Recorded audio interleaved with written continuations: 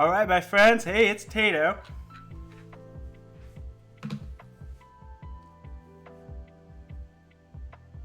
Okay.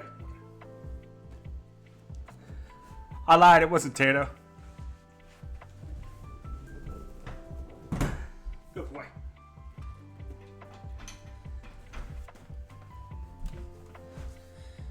Hello. It's good to see everybody. It's been a super long time. I am ready to hop into it. I'm very excited to be doing this with you guys. We just changed the music over. And then turn this down a little bit. If you guys need audio adjustments, just let me know.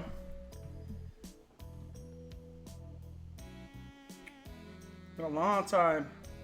So I don't know your persona names and wax names from the chat, but yeah, we'll figure it out as we go. So I'm very excited to be doing this presentation for you guys, and let's just jump right into it. So who am I? I've been gone a while, right? So I've been fighting. I'm Tato. I've been fighting since 2012. I got my warlord, and I'm sorry, I've been fighting since 2002. I got my warlord in 2012. I've got a career 19 kingdom level tournament wins across 7 kingdoms, and I think I've had like a primary role in training about 10 different people who've won kingdom level tournaments as well, and like a secondary role for countless others at this point. I led the CG Dojo project from 2016 to 2019, where we learned like a lot about wax together. It was a total blast. We generated a lot of like great content that as far as I've seen is like some of the most watched content on YouTube from there.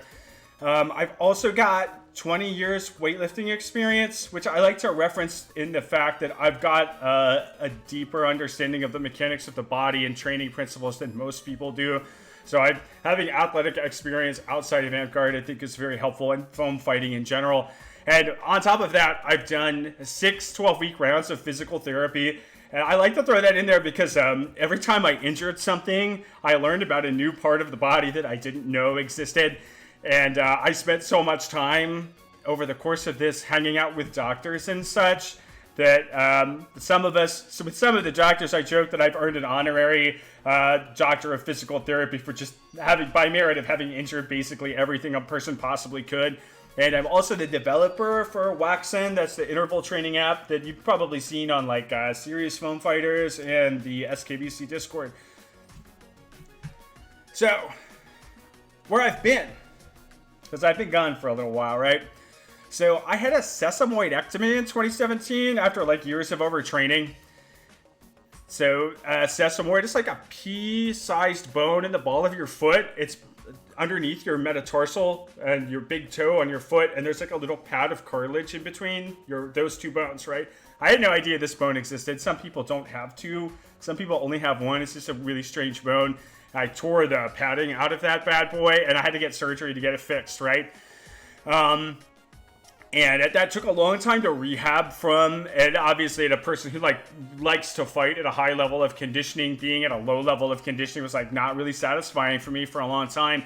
On top of that, my fighting company at the time and my circle of knights at the time got super fucking weird in 2018. So I dropped both of those things. As an addendum, I feel like the CGCOK is like doing way better now.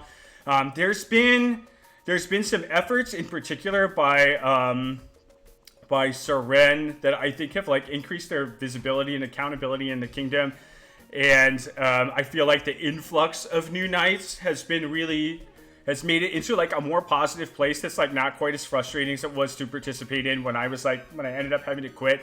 If you are a knight on this channel or you know a CG knight, so the favor that I would ask for you guys is there is a COK watch list where they're talking about candidates and what they need to do to like get their belts. So if you are a knight or you know a knight in CG, would you give them a bump to go post on that watch list? Because there's people that are depending on that feedback. I think it's like a fantastic idea, and I have a feeling that like if that existed, like a level of public accountability existed in a knight circle at the time that I quit, I probably wouldn't have needed to quit. So if you guys can just give that stuff a bump, that would be totally sick. This was like a 10 hours of prep to do this presentation, so I think asking for like an hour or two of their time would be, it's pretty fair. So on top of that, that break that I took, my area in fighting. Yeah, thanks, Mike. I super appreciate that. And if you could rustle up the rest of the nights to participate in that too, that would be like a huge help. My area got like super good, right? The CG Dojo project was made to elevate the eastern area of fighting, and that super worked. Like everyone was so good that like I didn't really need to spend a ton of money traveling out anymore, and it just didn't really have an interest. On top of that, I picked up Smash Ultimate. So I got 38 top lifetime, top 8 placements at my Smash Locals, which isn't like major tournaments, but is fairly dominant, like pretty good for something that I've only done for 5 years. And the pandemic was a hell of a pandemic, man. I don't know what to give you about the pandemic, except like an awkward 1,000-yard stare, so we're not going to talk about that too much. So essentially, like what I've been getting into is I've been getting into streaming. Again, I always liked content creation for YouTube, especially for instructional stuff. But I got into like a Final Fantasy VI randomizer race, and being able to stream was a requirement to participate in the races, so they could do like multi-streams for their community. So I picked up streaming, doing that, and then kind of just like said, hey, this is really fun and interesting and technical. And I started doing variety streaming just to like have a good time with my friends while I'm just playing video games and talking shit and laughing at myself getting killed by the same enemy in Elden Ring for the 50,000th fucking time. And I thought I got the suggestion at a local park to do a wax stream because it seems like that's catching on. So I just wanted to go over like some of the top fighting misconceptions that I keep seeing in like Serious Film Fighters and Sword Night Boot Camp. So that's where we're going with this. So I'm not going to go through all these books. These are my books that I've read to learn what I know how to do. This is not something where I'm going to sit on my high horse and be like, I won all these fucking tournaments, and this is why you should listen to me. These are the books that I've read that have given me an understanding of like sports science principles, training, different like injuries, aside from like just collecting all of the injuries like frigging Pokemon. So if you're interested in like learning more about sports and sports science to try to apply to wax fighting, these are my favorite books, and I would try to read these. So when you see the VOD, you can just go screenshot this and like look these books up if you have an interest. They're all fantastic. So here's the rules of this discussion. So whether or not I was a top 5 fighter around the 2015 time period was in some contention, if you're Tom, in my opinion. But I will allow you to have your opinion. Whether or not I was top 5 at Shit Talk was not, right? Like I have an English degree and was a disabled substitute teacher in both inner city school districts and poor rural school districts. There's a delay in the chat, and I'm able to communicate in a greater volume. So I've got the high ground right now. So if you're here to cause trouble and be fussy, I will make fun of you in front of all of these people. Like I'm not a knight anymore. I expect people to be like polite and respectful. You can ask questions, you can tell jokes, you can talk shit. But if you get belligerent, I'm going to make fun of you, and you'll also get shown the door. So I just want that out in case anyone's been biding their time to like get back at me publicly, embarrass me on stream. That's just not going to happen. You're going to win that fight. So be polite and respectful. We're going to do a Q&A at the end, but you can ask questions at any time. I'm going to be reading, I've got 3 different windows to deal with right now, so it's a little bit tough to get to the questions, but I'm going to do my best to get to as many of them as I can. So I want to start with a story that is about like a meta communication story that I think is critical to understanding like what exactly is the work that we're trying to do here. So, this is a video title from Innuendo Studios. They do a lot of political commentary, specifically in terms of like communication standards and tactics and things that like are what makes conversations strange to have and why progress kind of like just can't be made sometimes. Thanks for sharing the link, Rain. I appreciate it. So we're going to start with this story, all right? So here we go. So you have an aunt, right? She's an older lady, and you're 10. You're like 10 years old, and you just learned about biology, and you're learning about evolution in school. So you're sitting down at the Thanksgiving table with this belligerent aunt who's like just super conservative, doesn't believe in evolution, and you're trying to explain it to your family to like illustrate how much you know. And your aunt just says you can't get snakes from chicken eggs, right? To debunk evolution. And your 10-year-old brain, with your 10-year-old mind and the little education that you've got, you try to go through the effort to explain the aggregation of minor differences across thousands of generations and how they kind of culminate in a change to the species. You know, the best that your underdeveloped prefrontal cortex and 10-year-old articulateness can do, and you do your absolute best. And your aunt just continues to look at you, and she says, more slowly this time, you can't get snakes from chicken eggs. Right? So the reason that I'm saying this is because with a lot of these misconceptions, there is a temptation to reduce a complicated subject to something pithy, quippy, and short. Right? So when you have no particular duty to the truth, it gets really easy to just continually repeat the pithy, quippy, short thing. Right? So you're going to get a complicated explanation for why some of these misconceptions aren't quite valid, and most of them have like some kind of kernel of truth to them. So I'm going to try to be as explicit as possible about those particular items, but I just want you to understand that that's how the discussion is framed, right? We're going to be taking a lot of statements that's like, you can't get snakes from chicken eggs, and we're going to try to debunk them patiently, and you kind of have to be patient to be able to do that. So, Pretty Pinko said, I'm assuming all of us in chat are amped players or adjacent. Should we sound off with our in-game names so we all know who we are? I think that that's fair. That would be great. You guys can go ahead and do that. I'm not going to be able to track that, but I think it's definitely nice for accountability purposes so you all know each other. All right, so this is our first tier. So I'm going to shut off the chat, I think, at least temporarily in OBS because it's covering some of the notes. I didn't really think about that when I put this together. So this was from a quasi-famous speech from 2018 where there was a certain sword knight declared that one of the necessary qualities to be a warlord was that you had to be a sociopath. And essentially what this guy said was like, if there was a kingdom level tournament win across a river and there was no bridge, I would build a bridge out of my friends' bodies to ford the river to get to the kingdom level tournament win. And this was like super offensive to everybody in my region, where they were like just working hard and had a strong sense of togetherness and were really enjoying a lot of like mutual education and competition and development. And everyone was like, you have to what?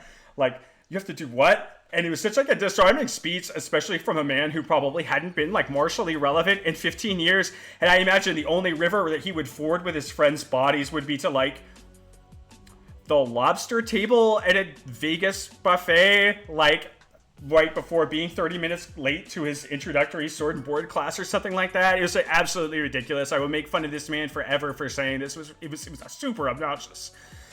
So there's two paths to warlord when you talk about social stuff, right? So you need to do one of two things. You'd either live really close to other warlords, and that's not necessarily true, or you can build a community of dedicated fighters around you if you act like a sociopath. Option two is not going to work out for you, right? So that's not good advice. And I like to remind people that like in regular sports, most top athletes are usually very poor coaches, and they're not like really able to articulate what they do very well. And it's kind of a separate skill, right? Like most athletic coaches are like, a lot of the times they're like pro athletes that are like in the middle of the pack, but not like super high in the tier of like those kinds of athletes. Like Kobe's not a coach, right? But like there's other coaches that are they're athletes, and they usually have like different levels of education. So it's best to take a lot of these kinds of like things with a grain of salt. So I'm going to take you with the copious. You can borrow that grain of salt from the copious amount of salt that I've got for this dude for saying that it was absolutely ridiculous. Hey, I appreciate the sub. I appreciate the sub, Arceus. Thank you very much. It's a 250. Yeah, So if you want to help out the channel, you can follow. You don't have to sub. Like, I've got a great job. You get like no money from it. And I think it's only going to happen at the level that's going to mess up my taxes at the end of the year. But if you would drop a follow, that would be fantastic. Maradona is a prime example. One of the greatest in soccer, but a shit coach. That makes total sense. I did not know that. Thank you for adding that. I really appreciate that. Get Tato audited 2024. Do not get me audited. Dang it. That would really trigger my anxiety. I mean, I hate authority figures, as you can tell by the way that I'm talking about these other warlords. All right, so these are the tiers, right? So these are, down here are our misconceptions, and you can't see all of them because my little profile's in the way, but these are the rest of them. We'll go over them one by one. But we've got 4 tiers here. We've got S tier, which is warlord, A tier, which is 8th order, 6th order, which is B tier, and then we've got battlefield prowess, which is like everyone below 6. And the reason that I'm organizing it this way is because when I drop a tile in here, I believe that I'll explain why there's only 4 and I didn't go down all the orders. But when I drop a tile in here, where is it? Warlord requires sociopathy. So I think that this is the maximum level of fighting ability that a person might still continue to engage or in this particular belief. And when you get beyond a certain point, you tend to like stop believing it, right? So the reason it's only these levels is because when you're, I know that we have like a very fine-grained like 1, 2, 3, 4, 5, 6, 7, 8, 9, 10 warlord like system that really like you've got this person can place in a kingdom level tournament or like win a ducal level 1. This person can win that kingdom level tournament and not just place in it. And this person has won a number and has been around for a while. So it's like a relative level of experience. And these guys are, I value your battlefield prowess, but it means that you haven't like actually won anything just yet. And a lot of these levels are like kind of fungible and interchangeable. So usually when I'm thinking about people's relative skill, I concern myself with these levels, and this is how I make that estimate. Plus I don't want to deal with 10 tiers.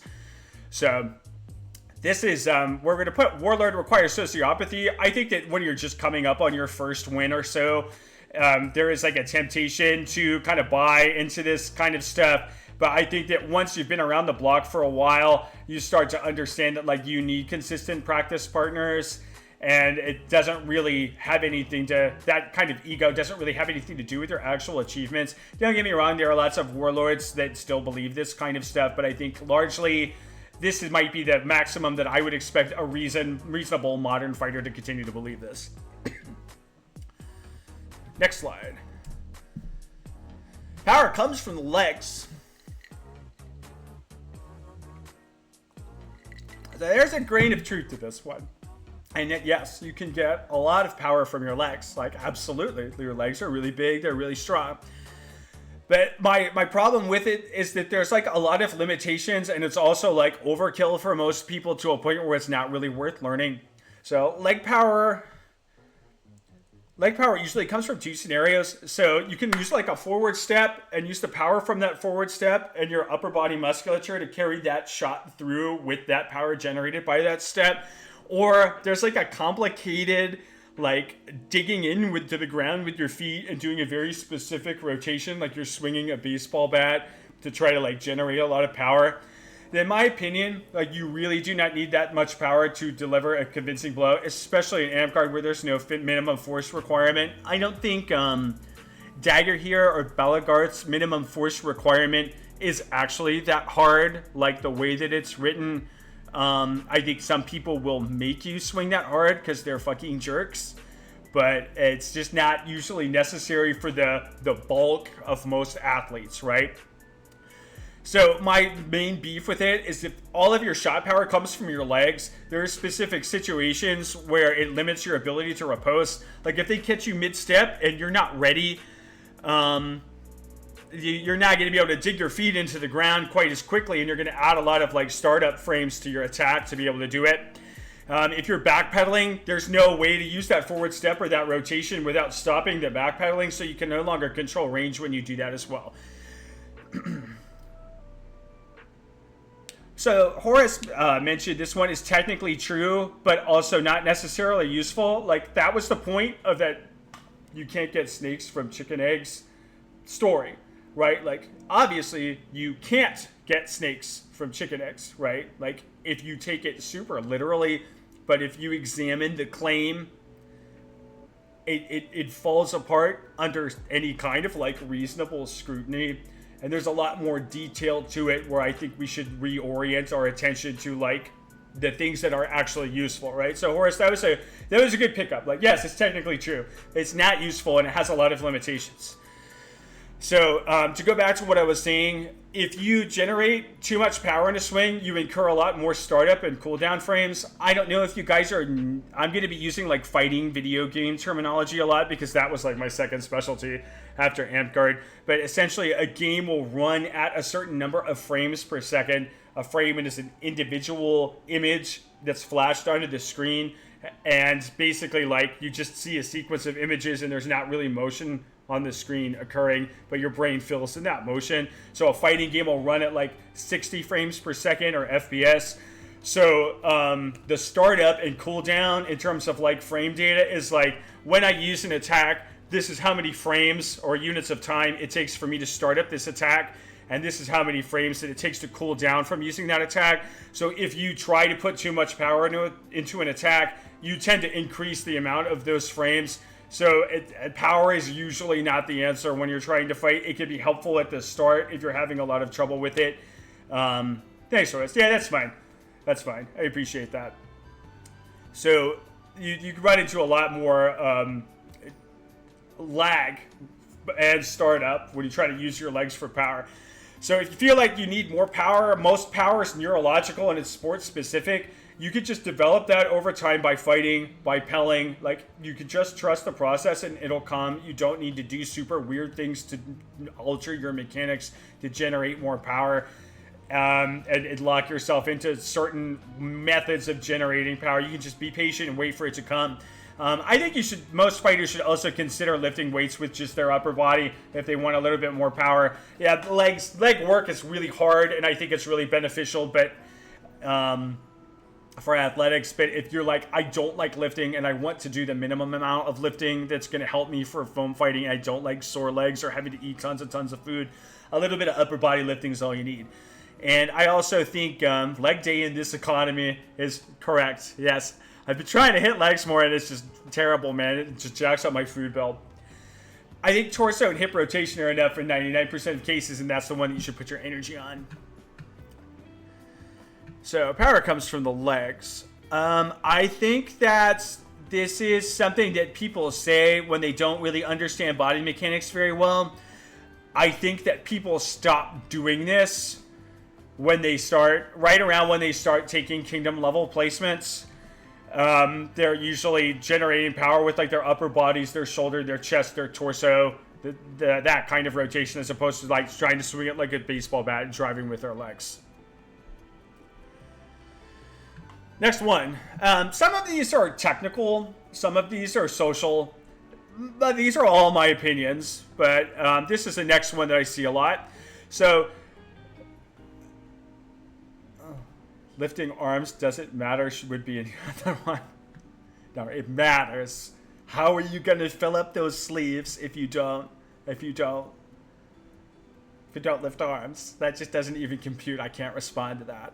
So sufficient competition is necessary for kingdom level tournaments.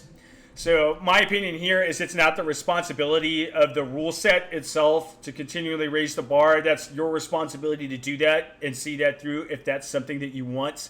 You can't really codify in like text that the game gets continually harder with like a computer or something to like dictate that for you. I think that in some level, like the bar for awards is ratcheted a little bit too low in recent years, but I also like to add that that's like not supernatural, like otherworldly, but that is incredibly like natural that it would ratchet lower after a period of years when it was just like way too fucking hard, that it would be too easy for a while. I think that people should look to try to like raise that bar a little bit through their individual work. I always hated that you had to beat other warlords because it meant that the other warlords had to show up. I remember being like absolutely heartbroken when I had to get that surgery because like I had been doing all that training to like lift up my region, and the fact that like now I could not provide them with that level of competition, ergo there could be no more warlords made in my area. And that was like heartrending as I'm sitting there like going into this foot surgery that's going to take me like a year and a half to get over. So I'm glad that that's not something that we're looking at anymore. My suggestion is that a kingdom level tournament should have like an attendance minimum. I think if you're not fielding, you can set the bar wherever you want as long as it's agreeable to your kingdom, because kingdoms are different sizes and some of them are too spread out. But I think if you have if you set an attendance minimum that's like, hey, there's like 20 people for a small kingdom or 30 people for a large kingdom, maybe even 40 for a very, very large kingdom, like that's a good a demarcation of like, hey, if we can't get that many people on field to care about tournaments, we have other problems that we need to resolve. I would say the exception to that is women and non-binary tournaments. Those tournaments are small specifically because we underserved the fuck out of that market for like 40 years. So should be no attendance minimum for those ones. We need to cultivate that and build that. I'm strictly talking about like mixed tournaments in that regard. So that's my opinion. I think unfortunately, a lot of warlords like kind of still believe this, and I think it can be selfish in nature, where they like don't want to see like quote unquote the bar lowered, but they're also like tired and don't want to show up, or they want to like do other stuff with their lives. It's like, hey man, like you can't do both. If you want to lift that bar up, you got to be under that bar to lift it up. You can't just like try to lift it with your mind or demand someone else to like lift it for you. Like you have to go, you have to show up, you have to be there, like period. So I'm glad that that's kind of like coming down a little bit. It's your responsibility to show up if you don't want that to happen. Agree with attendance minimums. I hate seeing minimum tournaments under 15 people, but it happens sometimes. Yeah, I think you have to do a lot of careful scheduling and making sure that it's possible for everyone, and pick your location carefully. You'll have Cord reach out to me with his rant about warlords in the tournament requirements. I've seen a little bit of what he's said and I've talked to him before, but I would love to have that conversation with him. He's a very smart man. All right, next slide. So this was my controversial one. And this is definitely like that you can't get snakes from chicken eggs statement, right? So I need you to pay very careful to my explanation for this, because it is complicated. This is the only one. This is the only tile that's 2 slides long. We're not doing single category streaks to Warlord. Do you understand that to get a single category streak to Warlord, you would need 2 million competitors, right? Like it's for every round or win in a row that you get, you need 2 to the raised to the power of the wins that you need, and 2 to the 21st power is like 2 million. So poor mechanics cause injury. Sorry if you feel called out, Horace. I hope that this makes some sense to you. So there's a grain of truth to this, where there are certain parts of your body that will overreach faster than others. The actual truth here is you were dumb and you didn't take off for a week off for 22 weeks. And I know, I've been there. I'll talk about streaks in Iron Man bracket categories at some point, as I don't think that that's valid. So basically, like the issue that I have with poor mechanics causing injury is like it's debatable what good mechanics even are. There are some people will say like if you swing with your wrists too much, like that's poor mechanics, and I think that could be true for some people. But there are also a lot of warlords out there that like really use a lot of wrist English to be able to swing their swords, and it hasn't like maybe they get like tight wrists and they get hurt like a little bit here and there, but they've been competitive for like decades, right? So like how are you going to tell someone that they've been kicking ass for many years that their form is poor form if they're not getting hurt, right? Like that doesn't make any sense. So and the problem is that injuries have a different cost than that, right? So injuries are usually caused by overreaching your ability to recover from your current load. So the sporadic and casual trainees, they just never really hit that amount of load when they're not like training more than once a week or so, or like even missing weeks a lot of the time. I think one of the things that makes this confusing is a lot of people will like miss a full week of training, and like that is a recovery week and will help you out, right? Like you're supposed to schedule that as an athlete, but sometimes like serendipitously you get the level of rest that you need because your life gets too busy or your job gets too busy. So intense trainees though, like people who are super dedicated and are fighting like 4 to 5 times a week, they get hurt when their total training load becomes excessive. The other time that sporadic or casual trainees get hurt is when they like go to an event and they train for like 8, 10, 12 hours or something like that. And like at the event, but they haven't like built up any kind of endurance or strength to be able to compensate for that. And then it's like, hey man, like fucking of course you came home from with tendonitis, like you fought for 6 hours and you're not even training 6 hours a month. Like that just doesn't make any sense. Your total recoverable capacity is determined by a lot of factors, right? So it's determined by there's genetic aspects to it, nutritional aspects to it. Your tightness of your muscles can have a lot to do with it. Your level of strength can have a lot to do with how much you're able to recover. Like if you're too tight, you're running into the end of your range of motion too quickly, or if you're too weak, like when you're strong, you're using you're using a lower overall percentage to throw a shot of your total strength and your total like musculature and connective tissues than you would be unless if you were like weaker, you would be just basically like redlining your body the whole time. And then in that case, like of course you're getting hurt. So yeah, this is definitely the most preached one out there. Hey Liz, good to see you again. Thanks for tuning in. And I think your mechanics can be a part of this, but I think it's the least important part. So a lot of the time when people set out to like resolve their injuries with changes to their mechanics, what they're doing is like engaging in some form practice, right? Where they're like, I'm going to throw my wrap shots like on a tree for like 20 or 30 minutes every other day for a couple of weeks. I'm going to work on my form. And like, yes, your form improves, but what does that sound like to you, right? Like if you're doing pelling a couple of times a week, well, that sounds like to me when I hear that you're slowly scaling up your fitness in a lot of ways too, right? Like you're increasing your training frequency with a low, manageable load. That's going to increase your strength. That's going to increase your flexibility. It will improve your mechanics too, right? It's not like a binary thing, but I have a feeling that the strength and endurance is kind of a greater part of it. And the bad form is like not magically, the adjustments to your form and improvements are not magically going to shield you from that injury, right? It's the strength and the flexibility. That's what's going to help you out there. So my actual problems with this advice is like, how do you propose to create good mechanics without having poor mechanics first, right? There's just no way. No one just comes in with poor mechanics. And also no one just decides one day that they're going to do their best and they're going to have great mechanics from now on. Like you have to persist in having poor mechanics until you make a series of optimizations that leads to good mechanics. So it just doesn't, you can't just fix your mechanics. You have to slowly chip away at the mountain of having good mechanics.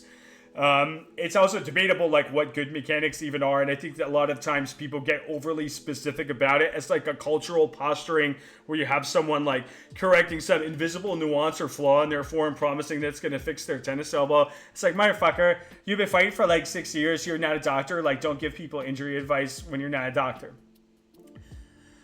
Also, I think I already covered that bullet point. And I've said once before, like, no amount of mechanical technique is going to protect you from overreaching your maximum recoverable volume. I think it's a bit of a fantasy that, like, oh, I don't get hurt because my form is so good. And it's like, no, you're just not working that hard. You shouldn't, like, get carried away with, like, how much of a genius you are and think that that's going to shield you from injury, because trust me, it will not. If you overtrain, you will get hurt. So the appropriate injury protocol is not like go and fix your form. Go to a physical therapist. Go to a doctor to restore the affected limb. Then you can use pelling to build endurance in the limb and keep a regular amount of strain on the tissue. Or you could say like a regulated amount of strain on the tissue. Like fighter practice might just be pushing your limb too hard. You may need to like pel slowly to build up your strength and endurance for that, right?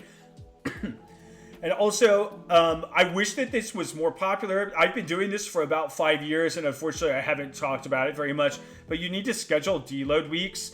So, yeah, do not go to serious foam fighters. I want the people in this room to swear a pact with me that when people go on serious foam fighters asking for injury advice, can we all just please descend simultaneously on the thread and just say, go to a doctor, please? I appreciate it.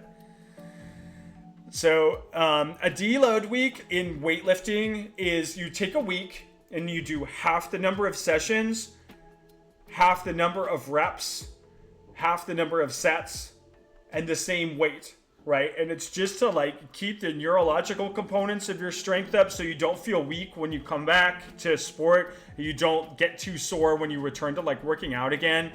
And I think a reasonable deload schedule for fighting would be like just take half of the number of practices that you go to and fight for half of the duration. So if you've got 2 3-hour fighter practices a week, go to 1 practice for an hour and a half, and that's gonna keep your head in the game. It's gonna give you enough time to actually recover and get rid of some of that fatigue, and it's also going to keep you from getting sore when you return to sport.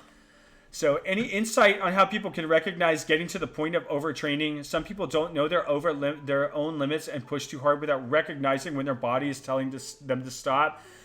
I'm terrible at that. What I've learned is that you are developing tendinitis when you feel a burning sensation in your limbs when you just use it. It shouldn't burn. Things shouldn't burn. And there's a difference between like your muscle being like having a lack of oxygen and your tendon burning. So if your tendon is burning, you need to take 2 weeks off like right now. I think if you are having trouble with regular movements, like your ankles are really stiff, your knees are really stiff, your elbows are really stiff, yes, you will feel better if you decrease your pain signaling by like warming up and stretching out, but you have not recovered. You have just decreased that pain signaling and you've gone back to fighter practice. I think the best thing to do is like, you don't even have to really think about it too hard if you just auto-regulate by saying, I trained for 6 weeks, I take the 7th week off. And you can decrease that amount, increase that amount, that's fine. I trained since I lift weights and I fight right now, I've been fighting again consistently for about 6 months. I take every 4th week as a deload because that's like the best that I can do. Like, I can lift and fight for about 3 weeks and then I start getting stiff and torn up and having trouble recovering, and you just take a week and deload. Huge, I messed up my tricep over a decade ago. Thought it was golfer's elbow. Went to physical therapy and it was a tendinopathy where the tri connects to the elbow. Yeah, you got to go get a doctor, man. You can't be asking like a warlord like, what do I do with this injury? I can tell you some things if I have had that specific injury before. When statistically I've had them all. That doesn't replace advice from a doctor. What I will probably say is go to a doctor, and maybe these stretches of what they had me do when I had it. Like, you can try that, but you should go to the doctor. So, poor mechanics cause injury. That goes right up in Warlord because people are still saying that, and it just does not reflect reality. And I think it's an effort for people to try to use like technique to control the uncontrollable, which is like, you exist in a mortal body. You had best get used to the fucking idea. Like, just accept that you exist in a mortal body and there is no like special scroll that's going to make it so that you can always fight forever.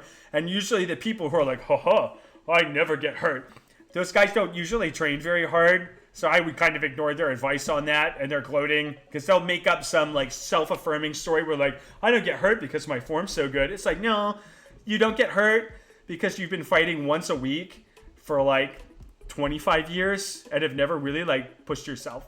So don't get advice from those guys. Is there an alternative to that, do you think? Perhaps the machine or the divine? Maybe. All right. This isn't a misconception. This is my advice. Go to the doctor when you are injured. Go to the doctor. Take the bus to the doctor if you have to. Go to the doctor when you're injured. All right, back on topic. Seriously, go to the doctor, dude. If you are hurt, just go to the fucking doctor. Just go to the doctor. Don't ask a warlord what to do. Don't look on WebMD. Go to the doctor. Please. All right, next actual misconception. Block strike makes you predictable. Bad news. You were probably already predictable. I think most fighters only throw like 1 to 3 dangerous shots, period, right? Like, and that there's nothing wrong with that. That's just like, you use those shots in a lot of contexts, and it takes a long time to develop like a variety of different shots. It just takes a long time, right? A good warlord might only have like 4 shots in a single category that they can make work super well, and like that's it. Like things are usually more predictable than you think. It's just that those things are extremely well honed and extremely effective, right? No one talks about footwork drilling makes your hands weak. Like, you're just upset that Spin was mean to you 25 years ago, so you latched on to his contribution to foam fighting and tried to poo-poo it. I think that one of the reasons that people say shit like this is that, like, so you have in a hypothetical situation, you have a fighter who's made like a ton of improvements in their form, their mechanics, their defense. Their shots are a lot more crisp, and you hear that they've been block striking, but like you can still beat them, right? But they're a lot better. So what you end up saying like is like, oh, block strike made you predictable. No.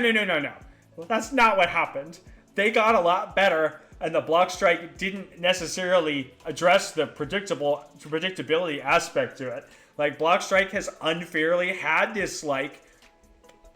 been unfairly burdened by a lot of older warlords with the idea that because it doesn't do everything for you, that it's that it's no good. But it's like, nothing does everything for you, right? Like, there is no drill, there is no technique that's like going to accomplish absolutely everything for you. So claiming that like block strike is going to just make you predictable and stuff is just ridiculous. I think that people those are literally just salty at Spin and the Rogues for that stupid observation. Like, it's weird to me that we're the only sport that's like, oh yeah, drills? No drills here, no thank you.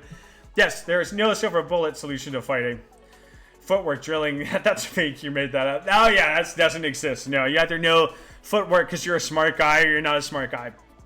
So we're going to put block strike makes you predictable. And I still hear this from warlords, unfortunately. It's fucking embarrassing. All right. It would be really nice if there were drills other than block strike, right? Like, because that's the only drill, and that drill's got flaws. So there's no point to drilling at all, right? It would be really nice if there was more than one drill, period. I can't imagine a fucking world in which there was more drills than block strike, and I just racked my brain for different drills to do, but they really are all just block strike, and that's all there is. So it would be nice. I'm just saying, like, I know it's a fucking fantasy. Okay, just don't shame my dreams. So, drilling improperly creates bad habits. This one also makes me fucking nuts. So I swear more than I used to after the pandemic, and I'm saltier, and I hope that isn't a problem. My question for people that say this is, how do you propose to create good habits without having bad habits first? And like the whole point of drilling is just moving from uncultivated to cultivated more rapidly. Like that's the point of it, right? You may, if you feel like you're getting bad habits out of a drill, you might just need to do more of the drill to kind of examine its nuance through repetition. You might need to take a rest from doing that drill and come back to it with fresh eyes. You may need to do the drill more deliberately and pay attention to that nuance and not just like kind of go through the motions as well. I like to remind people that like there is no block strike police that will yell at you and say you block strike wrong. Actually, that's not true. That's called the rogues. But anyway, you can alter the elements of any drill at any time to try to adjust the drill to handle specific weaknesses or questions that you may have about fighting. You can make up drills. You can make them super specific down to like certain shots. It's literally just about like, how do I make my body do this thing faster and more naturally, right? Like that's all it is. You can just make up drills. You can do whatever you want with them. If you feel like a drill is giving you a bad habit, make up a drill that is the good habit, right? Like just make it up. Just make up a drill. If you think it's going to help you, just do it. Have a buddy cooperate with you and work it out. You're not supposed to get yelled at for block striking wrong. I don't really think that there is a block striking wrong, but I mean, if you throw, as long as you like agree on some rules and adhere to them, I don't think that there is a wrong anymore. I'm just way past that. Your specific implementation of any drill can change. You can discuss the rules and change them on the fly with your partner. There are 24 drills in a CG dojo. So if you feel like you're getting bad habits from one drill, maybe you just need another drill from that list that we've kind of like created for you guys. There's lots of options, right? You don't have to persist in a specific drill if you feel like it's not helping you anymore. Also, like, I want to add that every other sport drills extremely extensively. They make up drills all the time. It's a part of their culture. It's highly effective. Those people are paid millions and millions and millions of fucking dollars to figure out the most effective way to get a ball from point A to point B. They're not going to fuck around with like drills if they weren't really effective, right? It's just not going to happen. And a lot of these games, like, they drill more than they actually scrimmage, like martial arts specifically, because there's a cost to scrimmaging where, like, you're prone to building up, like, cranial damage if you box and spar too much. So you do a lot more hand and heavy bag drills to try to prepare yourself. I maintain the old hip strike we used to throw back in the 2000s is valid and worth doing. May need to bring that back. You bring that back, man. I don't know what you're talking about, but I want to see it again. I want you to bring it back. I'm sure that hip strike's fine. So drilling creates bad habits. Where are you, my friend? Drilling probably creates bad habits. Let's go into warlords here. You gotta see a pattern here, where they're all going up here. So this one, it's like how opera singers have a specific type of vocalizing they use during rehearsals. They don't sing or they risk hurting themselves. The method helps their voice while allowing them to focus. Yes, it is exactly like that. The Venn diagram of wax and opera is just me. I love that. I did not know that. That's super interesting. I would love to hear more about that sometime. All right, next up. The existence of a counterplay invalidates a strategy. And so I think that this one has like a complex explanation, but you've probably seen it all the time, or heard it all the time. So this is just like, when you do X, I'll just do Y that counters that technique, so don't do X. So these strategies exist in like layers, right? And strategies, as they kind of like flow through a fight, they exist in like a branched trees of like different things that you can do or different things that can happen. So if you're going to say, when you do X, I'll just do Y, you don't always know that I'll do X. I may do it half of the time. I may trick you into thinking that I'm going to do X and do something else. You may not have practiced Y very much, so you may know what to do when I present you with X, but that's just how it is, right? Like, you don't have the practice to counter X, so you know how to counter it, but you can't, right? I might want you to do Y so that I can do Z, like, and just mix you up, right? Like, and control what you're doing by giving you feedback that you expect. Or I may be just so fucking good at X that your attempts to do Y just don't even matter, right? Like, that is the thing that can happen. So there's like a proper way to discuss these kinds of interactions because they are valid and they are something that happens, but the perspective that is like, I'm talking about like the white boy genius fantasy bullshit, and I'm allowed to say that as a white boy genius. The fantasy is like the invalidation part of it. You want to take it from a perspective of like affirmation. I'll try to explain it. Like, I'll try to mimic it, right? So you got person one, and they're like, okay, in a fight, I'm gonna do X. And then person two would respond with, if they're like being constructive and positive, okay, I think in that situation, the counterplay to X would be like maybe Y1 or Y2. I might do one of those two things, right? Y1 or Y2. And then the first person would say like, okay, I think if you do Y1, I might do Z1A or Z1B are options to me in that situation. If you do Y2, I might do Z2A, Z2B, or maybe Z2C as like a mix-up. Like, that is a constructive conversation where you're kind of exploring where all of the possible things that could happen. And that's the kind of space where you're like, actually learning. Why didn't we name leads like this? We tried to make that lead exchange to make this easier and not harder. I agree with Dwarf Star. I think it's probably KJ. Yes, it is very close to math, and Wax is mostly just math. But unfortunately, I dislike it. I spent the last 6 months building up a resistance to iGame power. Yeah, I think some of the time that's what happens in tournaments when people cheat. It's like, yeah, I spent the last 6 months building up a resistance to the high cross so you can hit me with it and I'm not going to fucking take it, right? So that's how that works. All right. So existence of a counterplay invalidates the strategy. So you just don't want to just talk like that. You want to take the positive perspective of the conversation and try to like build on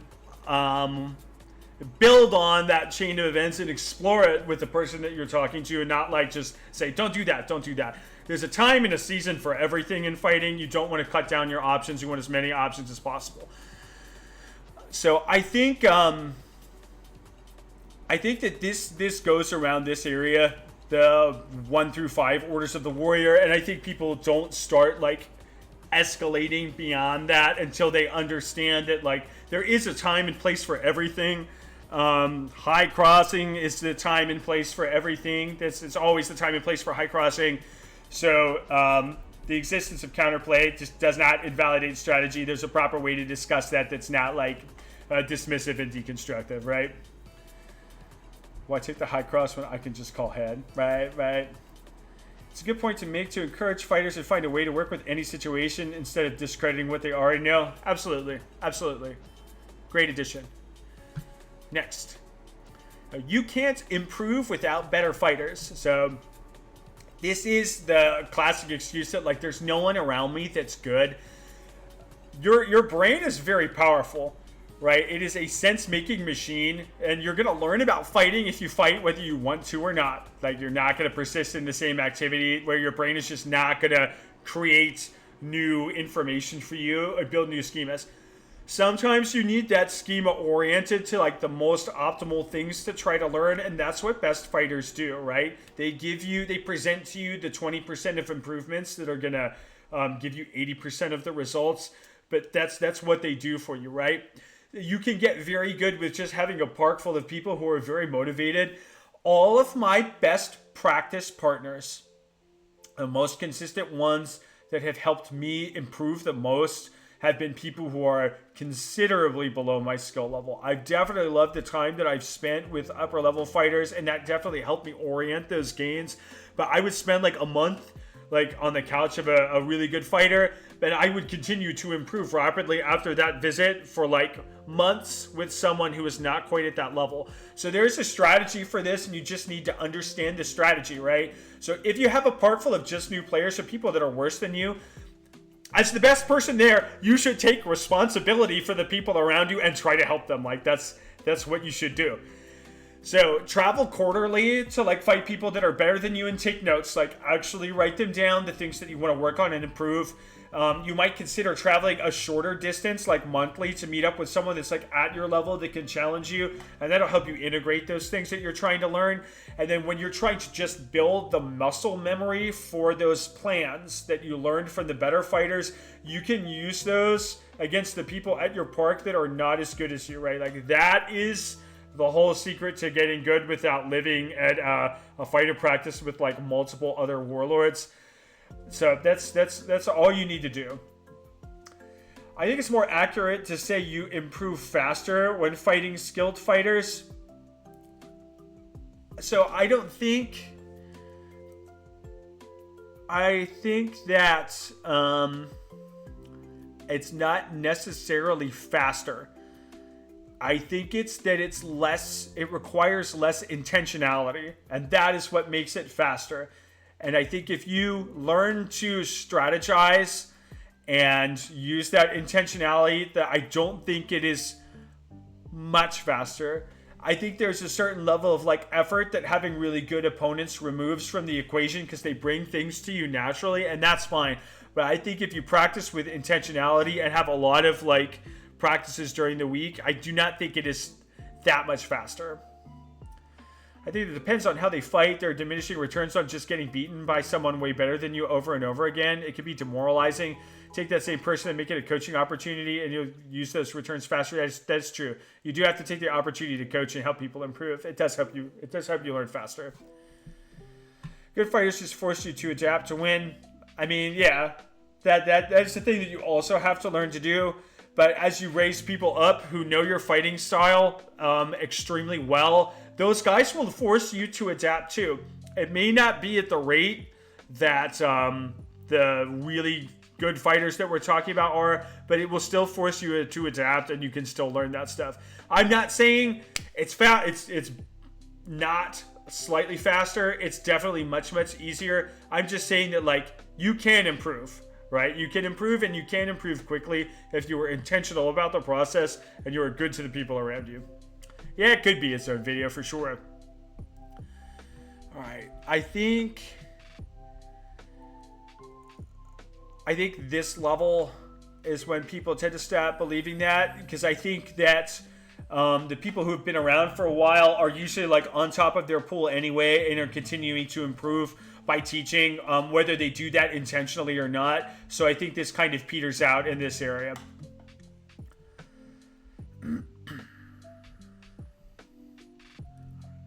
Next, muscle makes you slow. More white boy genius fantasy bullshit. I love this one because it implies like when you're born, there is a D&D stat sheet and that we all have the same number of points to spread amongst our statistics. And that's just not fucking true. Like, life is unfair. And it's not like that.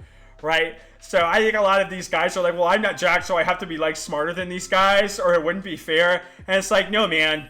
Like, people who set out to like put a lot of muscle on their body, like at the very least, you can be assured that they know a lot about anatomy, they know a lot about training methods, they have a lot of emotional consistency, that they can make it to the gym regularly, they know a fair amount about nutrition. Like, you can bet that they know stuff. I know that the culture of like gym bro stuff is like, we're all real dumb. It has to do with the fact that we're all real tired and don't really want to fight. And it's really frustrating because like, it's like Jay Lee and I were the only muscular warlords of the era, and we were both the fastest. So why the fuck did people think this? And there was like no other consistent weightlifters in Amgard, like, period, and people stuck with this fantasy anyway. I think it's like a media thing from like Bruce Lee films and stuff. And it's just I think it's unhelpful because it turns people off from lifting, which doesn't require that much lifting to improve your fighting. I think it is extremely helpful. It protects you from injury. It will make you faster. It increases the amount of training that you can do after you put on a reasonable amount of muscle. You will never gain enough muscle to slow yourself down without doing so very, very intentionally, right? You will work for a year. I think these numbers are for a man, or or a male person, but you'll work for a hard year to gain like 15 pounds of muscle. And then you'll work 2 years for 5 pounds more than that. And then you will be extremely lucky to gain 1 more pound of muscle a year for like 5 more years. And then that's like the strongest that you can get without chemical assistance. Do not do steroids for LARP. That would be an extremely fucking unhinged things to do. Like, don't go and do that. That would be absolutely fucking insane. Fucking embarrassing. That would be so weird. Personally, I think I like weightlifting enough that I would do some amount of steroids if I didn't have hypothyroidism and know that my like thyroid would blow out like an old tire if I fucked around with my hormonal balance. I would probably do that just for the sake of lifting. It would probably hurt my fighting if I got as jacked as like my imagination would be, but that's just not an option for me. Unfortunately, this is the best that I'm gonna get. Very small units of muscle move very large amounts of mass. So if you just keep your body fat like reasonably stable while you're lifting and you don't try to like bulk up on Snickers bars and stuff, you will notice huge improvements in your fighting. You should try lifting to see if you enjoy it. I think a lot of people get turned off of it because it's like a social thing. Like if you like RPGs, like JRPGs or D&D or whatever, weightlifting is really just grinding for stats in real life. Like it gets to be so fun after the first 3 or 4 painful weeks. Like I recommend it highly. So also makes you slow. I think that this is going to go here because I think that these guys tend to be aware that Jay Lee and I exist. I'm not as fast as I was before. I'm sure Jay Lee's hands are still extremely fast given that he is currently bench pressing an entire fucking shipping container right now. I know his hands are still fast. I know about his legs. They could be like mine where they're getting a little bit stiff and older, but mine definitely are. All right, so next one. High cross is a bad shot. Actually, high cross is a fucking great shot. High cross is probably the best shot in the entire game. Like, it's the best shot in the game. It's the highest risk. It's the lowest risk to highest reward period. It's really fast. It's extremely easy to throw. When you throw into their sword hand or their sword side shoulder, your hand clogs their lane, so they're not able to riposte to you very quickly or very safely. If someone tries to fake at you and you just attack their arm or their hand, it hits them in the middle of their feint and their follow-up shot doesn't count. The counterplay to a high cross is an order of magnitude harder than just throwing a high cross. It is the best shot in the fucking game, period. And I think people are just sick of getting hit with it and they feel entitled to like a mix-up or alternate shots. Obviously, you will not win a lot of tournaments exclusively with high crossing, but you will kill like 90% of people if you get good at that, and that's it. Like, that's just the truth of the matter, and if you don't like the truth, like, I don't know what to tell you. So Andy Blackbirdman is asking, are there certain lifts that you found most useful? That's not really how lifting works. You have to do everything to increase your strength in the general sense. The actual speed and explosiveness that comes from lifting is really neurological, and it's sports specific is what some of the research summaries that I'm seeing from some of the people that I follow is like.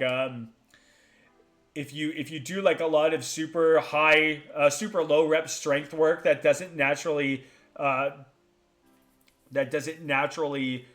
lend itself to being like faster in other maneuvers.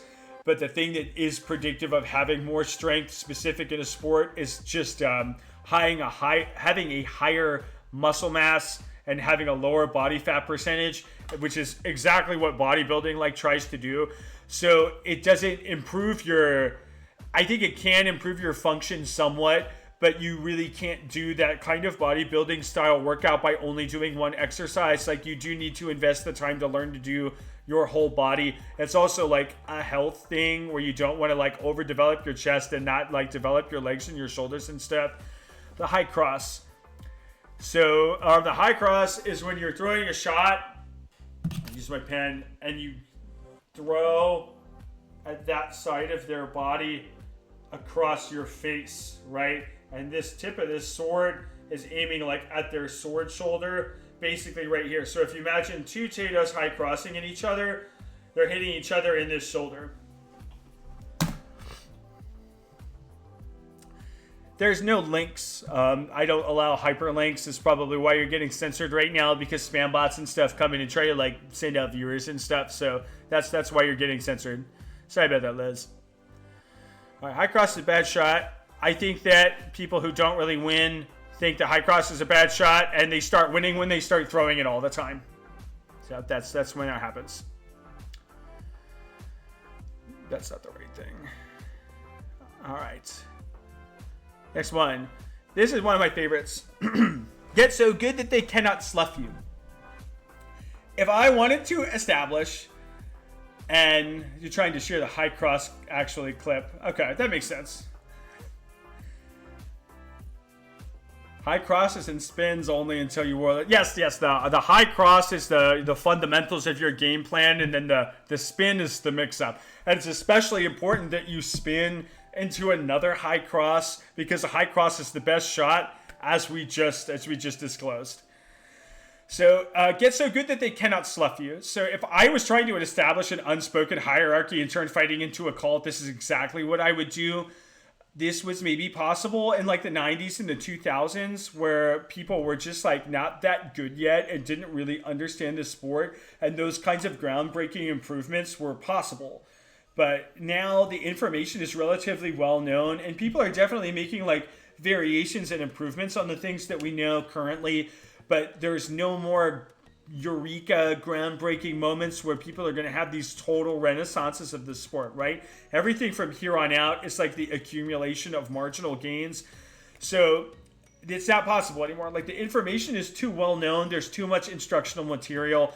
Skill is no longer highly concentrated into like local clicks and things like that. So it's just pretty easy to get very good. If you have someone, the problem is that this assumes, I think the source of this misconception is people try to make the assumption that like, well, if they're cheating, they obviously don't care enough to actually train. So you can eventually get past them if you just like stay steadfast, stay consistent, and keep training. And that's not fucking true. Like there are people out there that cheat that also love to train, and then they just cheat when that training's not enough because they love winning too, and they have access to all of the information that makes people good. This needs to be handled by like Reeves. It absolutely blows my fucking mind that you can lose your belt for cheating in arts and sciences, and you will not lose it for cheating in fighting. It literally makes everybody fucking miserable. People complain about it, and I think the issue is most of our monarchs just don't really participate in fighting culture all the time, which is fine, but they also don't listen to anybody in that fighting culture either and think like, maybe I shouldn't offer a knight's belt to this dude who like has a terrible reputation among all of the fighters in the kingdom. Like, it just doesn't make any sense. Any fighting game player knows that if people know how to play the game and have cheats, it's almost impossible to overcome. Yes, absolutely. There are plenty of warlords that cheat too.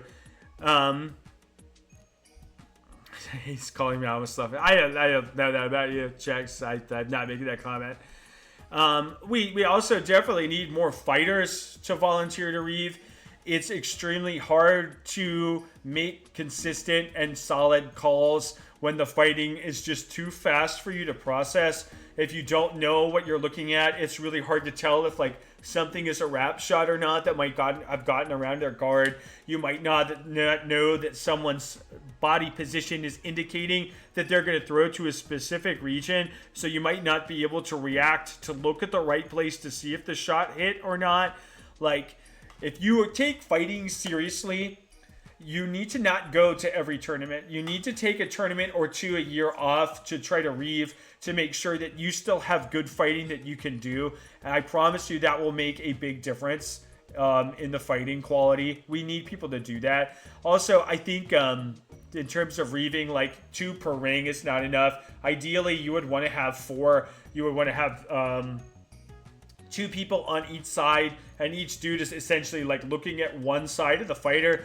Obviously, that's a pipe dream because getting that many volunteers and still having pools run quickly is really difficult.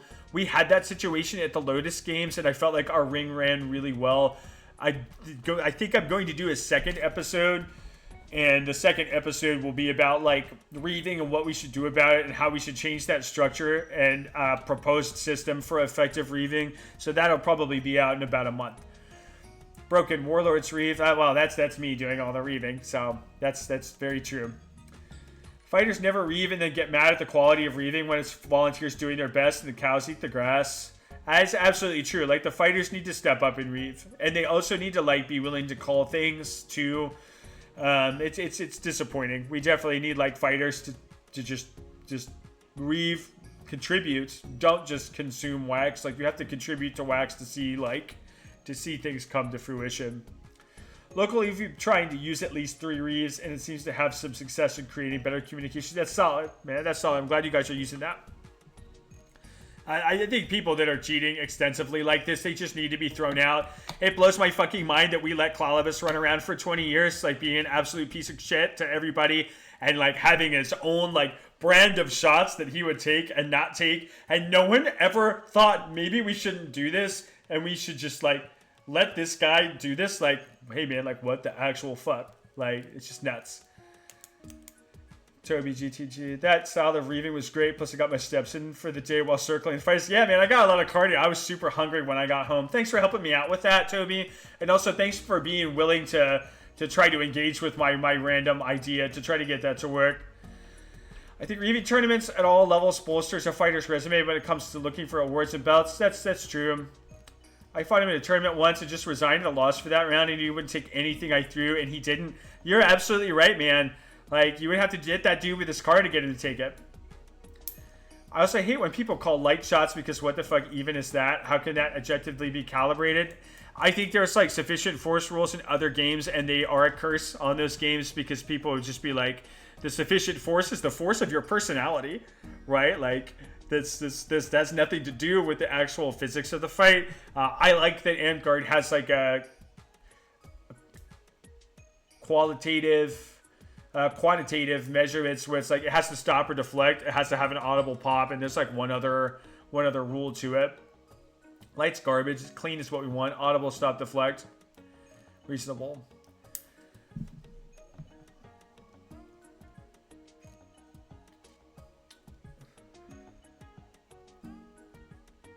They called light on a staff. Wow, that's fucking bold. That's a good way to get your ribs broken in a dagger tournament. Goddamn. Alright, so get so good that they can't slap you. This is definitely like a warlord level thing, and I think that there are a lot of warlords profit from this, to be honest with you. I think they get tired of training, so they just try to preach this to stay in their relative position amongst people, and it grosses me out, man. Like, as a person who I feel uncomfortable trying to persist in situations that aren't true, and I don't know why that's not uncomfortable for more people. But that's a question for, I guess, the lead architect of the human condition, and not for me to answer. I think there's wiggle room here. Like, shots without sufficient force do exist, and when fighting someone, I need a single syllable to say that. I'm less worried about light in general until people get weird about it. That one's forgot. So true. All right, so this is one that makes me really upset, and is more common than I think people think. This is, can we just reset?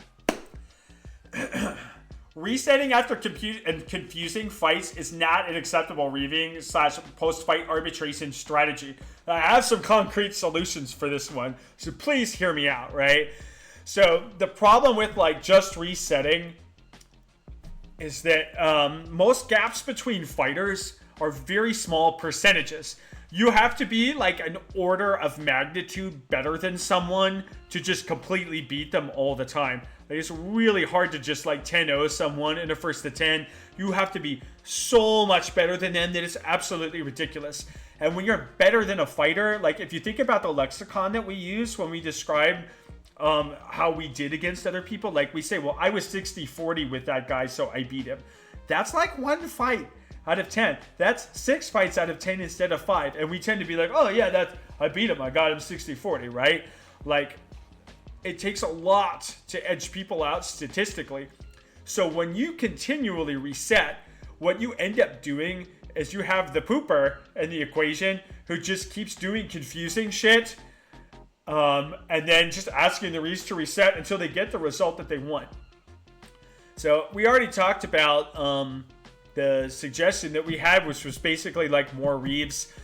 And I think another problem with this before I move on to the second solution is like a lot of the times people will intentionally obfuscate what happens by when they get hit. They throw 4 or 5 or 6 more shots after that to try to smother the other dude. But that's not really what they're doing. What they're doing is trying to exhaust the working memory of the reefs and how many shots that they can remember and picture in their mind so that the reefs don't have any idea what happened, right? So that's a very obvious point because like you got hit at some point. Like unless you have some sort of paralysis, you definitely feel that you got hit at some point. And you did not stop throwing. You threw like 4 more shots, right? And the human mind can really only store in working memory like 5 to, was it 7 plus or minus 2 things at once? So when you throw on 5 more shots, you add too many things for the reefs to remember, so they can't tell what happened anymore.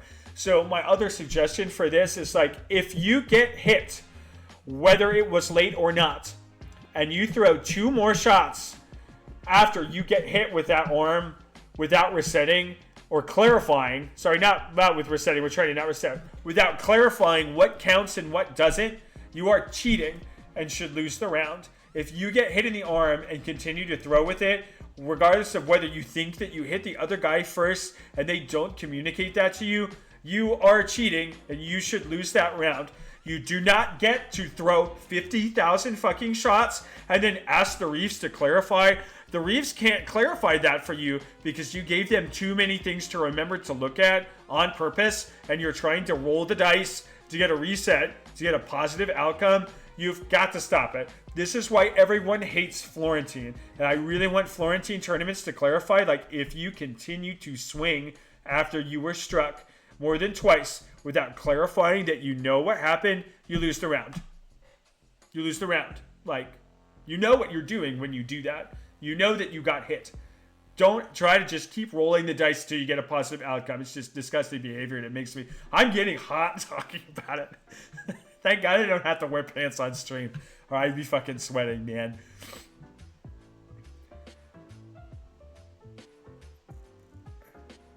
You told fighters to stop fighting at Lotus Games because you saw this. It was such a great call. Thank you very much. Yeah, you have to stop. You have to stop. Can we set this convo? It's kind of confusing. So this still goes in Warlord tier because people are still doing this. People still don't know how to read Florentine tournaments, and the solution is really not difficult at all. I don't like when fighters themselves suggest refights because then it's obvious. Yes. Fuck. A lot of the time when these guys are like just sensing that the conversation is going south against them, they'll suggest a refight to try to just release the pressure from the conversation and give people an easy out from making an authoritative call and the discomfort of having to do that. And oftentimes people will take it to like avoid that conflict, but they're like, you can see the wheels turning and they're like, I think I might get called on a shot. Maybe I can avoid getting called on that shot if I just hurry up and ask for a reset, and then I'll just get to try again anyway. So it makes me absolutely fucking nuts. And it's one of those things that has such a goddamn simple solution, which is if you get hit and you keep swinging and you don't clarify or you don't ask and say like, hey, I think that shot was not in time, you're cheating. That's cheating. The term is cheating. Kick those guys out. Goddamn. Okay. I'm okay. I think we've been doing enough of this, so I'm going to try to breeze this through. I think a misconception is calling out cheaters as toxic. This is where, like, if you make any kind of comment about anybody's shot taking, that it's, like, automatically considered rude. I like to remind people that the fun was already off the table for people when that dude cheated. And it's not my responsibility to make sure that it's fun after having been mistreated by somebody else. Like, I'm not the one that caused the problem. This is definitely like a really just a white culture thing where it's like, it's not like people should be able to do whatever they want, guilt-free, regardless of the repercussions that it causes other people. And it's the people who disturb the peace by objecting to the unfair situation that are really causing the problem. And it just makes me absolutely fucking upset. So culturally rejecting all complaints about shot taking as impugning someone's honor affirms the space for people who are like willing to be manipulative, because it makes it so that like if they complained about you, they've already done something wrong. I hate when people try to counter shot taking questions with like, oh, well, he takes my shots. Motherfucker, of course he does. He is your friend. And also there's a concept called triangulation in narcissistic abuse, where if I'm going to treat you like shit and I want to make sure that you don't call me out on treating you like shit, so I'm going to treat this guy really well so that you question your sense of reality, because this guy's treated really well. There's no way that I'm treating you like shit. Like that's just triangulation. And there's also like a cultural norm where negative feedback is rude, is real convenient for people who are committed to be socially abusive. So let me read some comments. So we got some good ones there. On the other hand, it's also upsetting to be nice to peers when they feel like it was confusing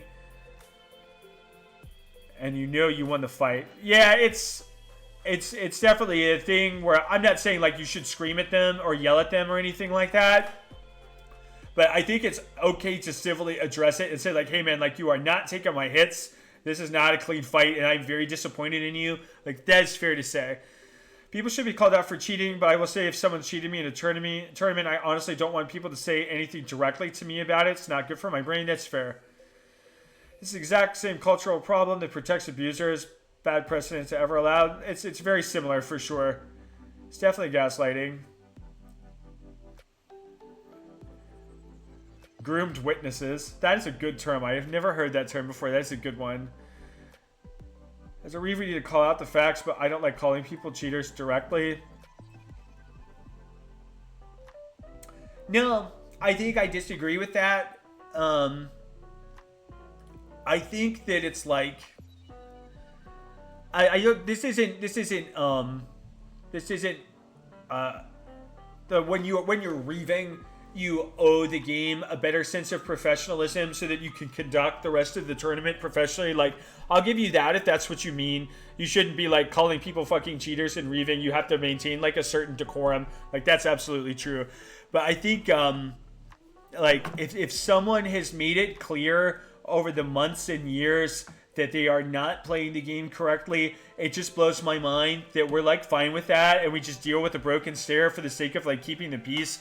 Like for every person that was like a really bad cheater that we tried to keep because we don't want to lose like a friend or a player, there are probably like 5 or 10 people over the years or more if they've been playing for a long time that don't play anymore. So you are trading that one person for a ton of people that they drove off. So I think that you're like when you're avoiding the confrontation, what you're really doing is just delaying it, and you're allowing that confrontation to happen for a lot of other people that are unrelated for you. And like, I'm the kind of person that like, I know that there are a lot of people who stay like friends with people who have like known shot taking problems. My brain just doesn't do that. Like, I want to hold my friends to a higher standard than that. I don't want people around me that are going to make me have to, for any length of time, suppress my sense of reality or like alter the facts or perspectives for other people to like account for their instability. Like, I just too late in my life for that. I can't deal with that. If I'm fighting someone, I don't call their shots, but if I'm reaving, I call them the fuck out. You're dead. Yeah, that makes sense. What are your thoughts on post media of tournaments showing clear cheating of a tournament winner? Thinking in terms of other tournaments showing cheating and things like card game tournaments that revoke wins or banning. If we had the resources to do that, I would be okay with that. There are situations where people do legitimately miss shots, and I think that would be helpful for those situations too, because it would protect their reputation. I think in particular the new pit style of tournaments where you're getting super exhausted when you're fighting, you end up with a lot of... I'm going to turn the chat back on now that I'm done with the slide. I think in a lot of cases, like, people get too tired to take their shots. It's not really their fault. And you can tell the difference because, like, when they're not that tired, they do take their shots. And when they're exhausted, they will miss some. And that's a different scenario. I'm not saying, like, every time someone misses a shot, you should call them out. But, like, I think it's also, I think people tend to use that, like, we need to never confront cheaters because everybody misses shots. There's a spectrum. There's, like, there's a context where, like, there are some people that we factually know just cannot be trusted to take their shots correctly and will not do it. We know they're a problem and we just don't address it. Yeah, there's trends. There's trends for sure.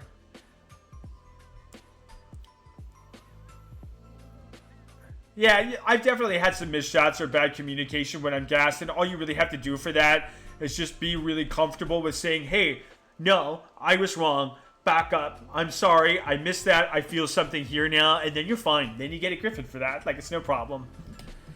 There's trackable patterns with given proof. Absolutely.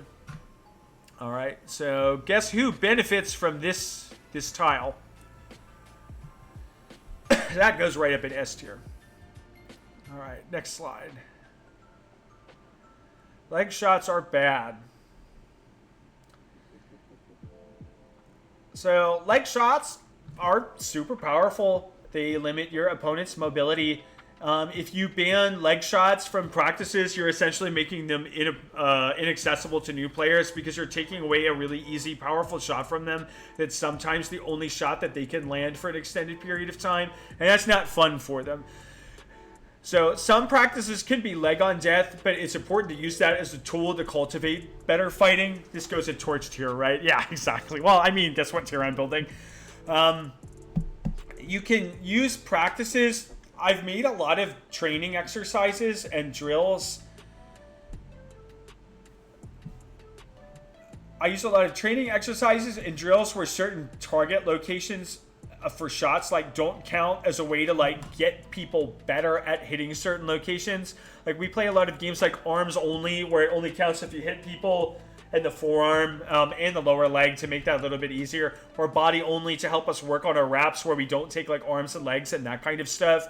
So those can be really good when they're used intentional, but just cutting out leg shots entirely, you miss out on a lot of practicing fighting from a legged position and the kind of patterns that emerge from that. And you're also kind of crapping on new people when you do that, so that's lame.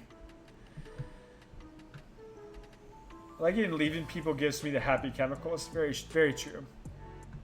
All right, so I think that people start winning tournaments when they start hitting people on the legs when they take what they can get. So we got Manticutioner saying, I should have clarified, sometimes people accept a reset suggestion because they are too nice even when they know that they have won. That is absolutely true. Sometimes people just struggle with confrontation, especially in high adrenaline situations. And I think that Reeves need to be careful to try to take care of people in those situations. It's just the right thing to do. I liked more people at Rackus this past weekend than I have in months. It was very helpful. Love that for you, my friend. We do a lot of leg count as point towards two limb death, but no mechanic loss. Usually when fighting on poor knees or poor for knees terrain. Yeah, I think that makes sense. I think I like posting. We started posting a couple of years into our local practice, like 1 or 2, and I think it's been really helpful because it keeps it in the context for other people, and we don't forget about it when we're in tournaments, and we account for not getting hit there and control range a little bit better. This is a game shot, All right, close that. Next slide. Hit cheaters harder. So we can leave the chat up for this. This is not that big of a misconception. I think people kind of understand this one fairly quickly. But basically, like, people just will get upset and cheat you more if you hit them too hard. So this is not a solution. In addition, this increases your startup and cooldown frames that we talked about, because when you hit someone really hard and drive your stick into their body, it sticks to them for a while. So it's harder for you to pull your stick back to reset into a defensive position or throw again. Sorry, bud, but it's time to play Elden Ring. The actual solution for when people are cheating is you have to patiently fill up their gauge of shame by hitting them without getting hit. So you have to win like 5 or 6 fights. And it really sucks. Like, you die in one hit, it's terribly unfair. Miyazaki would love Amp Guard. But yeah, it's ridiculous. But don't hit people that are cheating harder. It doesn't help. You're not gonna hurt someone with a foam stick unless you're like massive and your stick is illegal. Like, it'll sting and you'll make them upset, and then they're gonna be worse to you, and you're gonna work like a thug, and it just doesn't help. Break their posture like Sekiro. Yes, you have to break their posture. That's definitely the best analogy. I appreciate that. This is just another situation where we need a culture of Reeves that need to intercede when people are causing problems. And again, I will reiterate, it doesn't make sense that you can lose your belt for cheating in ANS, but not cheating at fighting. That doesn't make any sense. So, it's the same damn thing. This one's just a lot easier to do. You don't have to run to Goodwill to cheat at fighting. Like, it's ridiculous. Alright, I think that this is like, where is it? This is about this area. I think people will persist in this when they're like doing pretty well in lower level tournaments, or placing in kingdom level tournaments but not winning. I think it's when people get to actually winning kingdom level tournaments that they kind of like leave this behind as a tool and start moving on to like playing Elden Ring to win. What's a good cue to notice when people start hitting harder? It's usually more wind up and a bigger sound. Like, they'll reach the whole way back. And the funny part is, like, sometimes people they have poor mechanics, so the reaching back further to hit them doesn't actually hit them harder. They're just, like, kind of trying to. This is sad and funny, but mostly sad. So this is one that I've been seeing a little bit lately now that I've been coming back to the park. So losing to the same shot repeatedly is shameful. So there's two sides to this. There is the receiver of the same shot repeatedly, and there's the person who is providing the same shot repeatedly, and there's problems on both sides, right? So one is not owed a variety of satisfying losses. A better fighter may be trying to like conserve some of their energy when they're fighting you. They may be trying to practice that specific shot. If a fighter could beat you without trying, they've probably worked hard to earn that, and that's okay. Like, it does not say anything about you that someone can do that to you. It just says that this person has been playing this game a lot longer than you, and you have to be okay with that, like, morally. Like, it's fine. It's impressive when people can do that, but no one should be looking down on you for that. Like, that's bullshit. If you have better fighters that are being shitty about this, like, those guys are assholes, because it's just, this doesn't work that way at all. If you get hit by the same shot repeatedly, it provides the opportunity to learn that shot in a specific, and it's really best for you to like learn to solve the puzzle in front of you before you pick up another puzzle and try to solve that too, right? So if you take someone who's like good enough to land the same shot on you every time, and you want them to land more shots, now you've got like a whole cornucopia of things that you need to deal with, and it's just too hard to learn in that situation, even though it may be like easier for your pride. So I think it's just like, just take that shot, learn about it. If you can always ask them to help you with it. If they say that they won't help you with it, they're jerks, and that's their problem for living their life as a fucking jerk. On the flip side, like, for better fighters, they're like, oh, I hit that guy with the same shot every time. Like, please be mindful that it takes forever. It takes years and years of fighting to be able to make on-the-fly adjustments. Like, most people who show up, like, they build a specific subconscious game, and they are going to play that game all day, and they're probably not going to make any major adjustments to their basic game plan. And those adjustments for them at those earlier levels, they come from between sessions as their brain works on that information in the background. Like, that's the natural process. You have to let that be okay for people and not be a shithead about that and try to guilt them into jumping ahead in that cognitive process. That doesn't help them. That hurts the game. That hurts your progression overall. There we used to make fun of people for getting hit with the same shot over and over again, like they couldn't adapt. And man, adaptation is like super hard. So it's just ridiculous. So same shot repeatedly is shameful. I think that this tends to stop at the 6th order level, because these guys realize that these guys can and will do that to you. So I think this usually dies off around that time. So Job's the only person who has ever like, let's get the chat back up. Job's the only person who was ever like, let me show you why I can get that shot in and actually notice when I figured out how to block it. It's a core wax memory for me. I think that that's fair. I think that it's also like, in addition to that, like offering that help, it's important to recognize that like unsolicited advice is always criticism. So you do have to ask for those kinds of adjustments. Because it's just rude to like try to change someone's fighting without having their permission to do it. It's just rude. So you have to ask for that.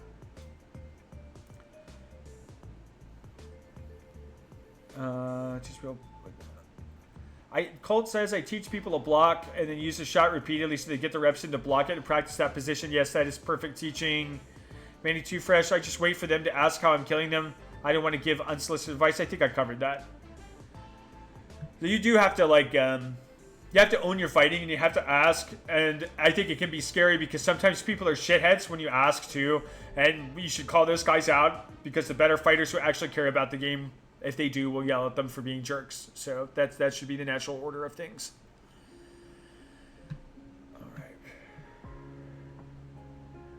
Murder strike.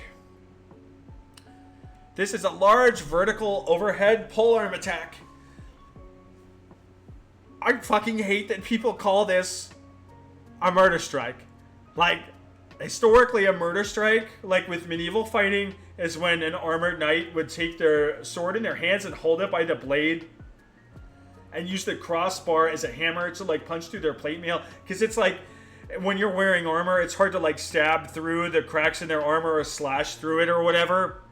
So they would just use their sword like a hammer and kill them that way.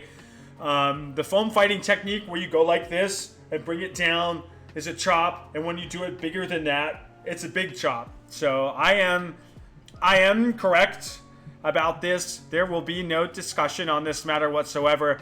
That is a big chop. Stop saying murder strike. Stop it. This is going in the top of S tier. I'm tired of people using incorrect terminology in this sport, to be honest with you. It just makes me extremely upset. It is a big chop.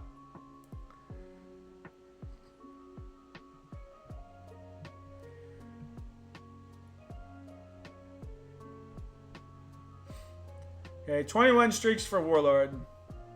I think I promised that we would talk about this in a moment.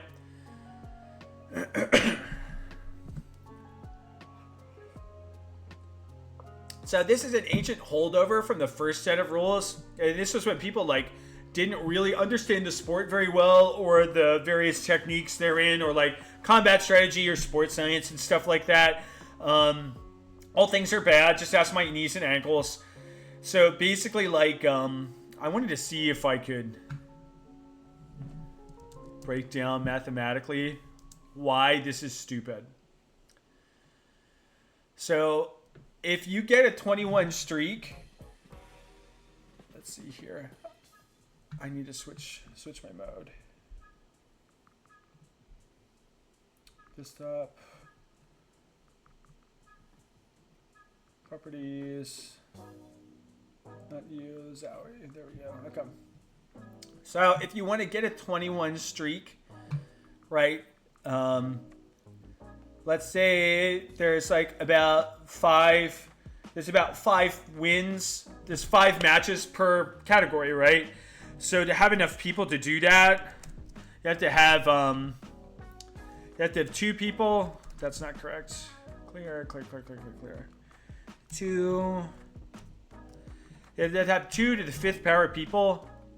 So that's only 32 people, right? So if there was like an imaginary 21st fight, you would need a minimum of about 32 people to get a 21 streak in a tournament if you win all 5 categories, right?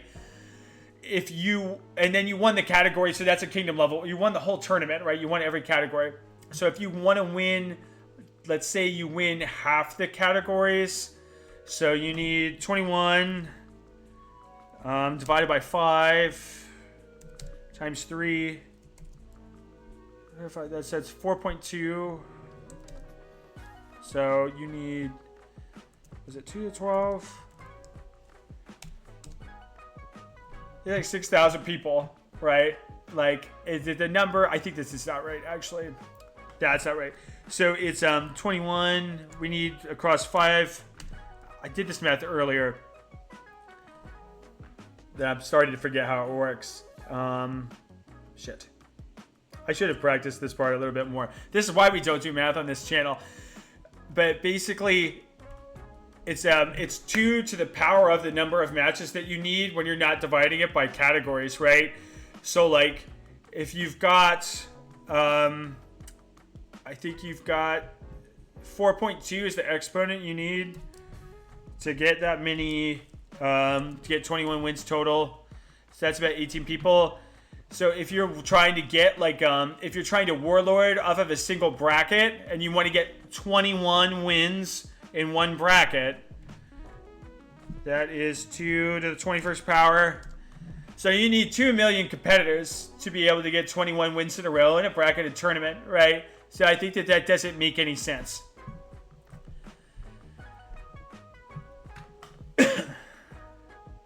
So like, if you're ending up with like, the thing that I'm trying to illustrate there is like, in cases where you don't win the tournament, you need huge tournaments to be able to get that in a bracket, right?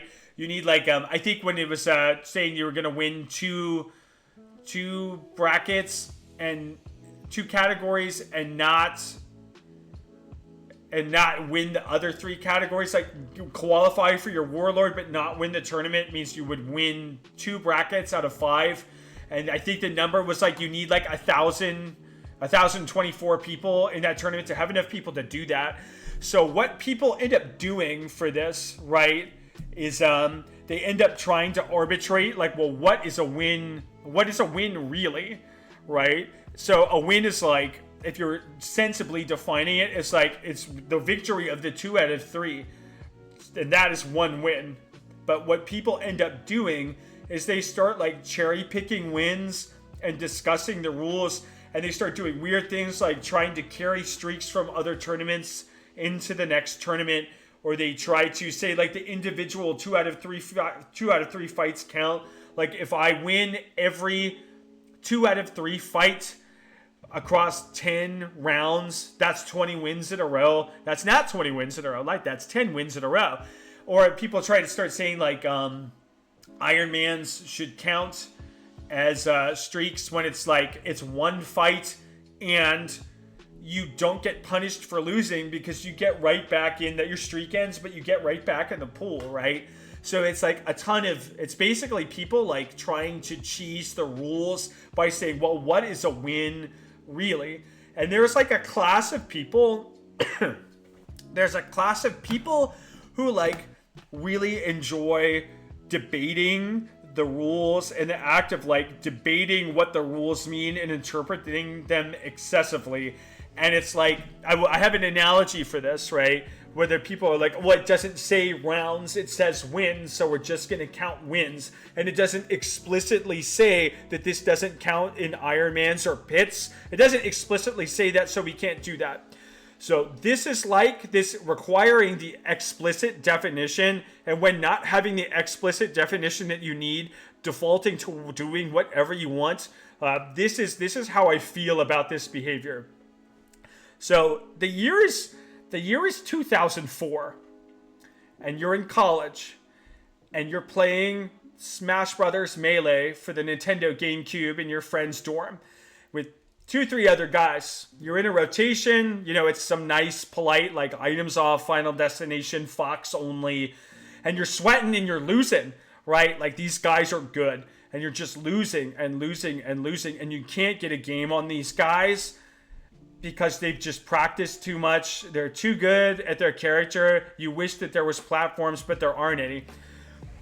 So to relieve your strain and ameliorate your losses and try to like collect some wins, your huge strategic brain comes up with a strategy at last.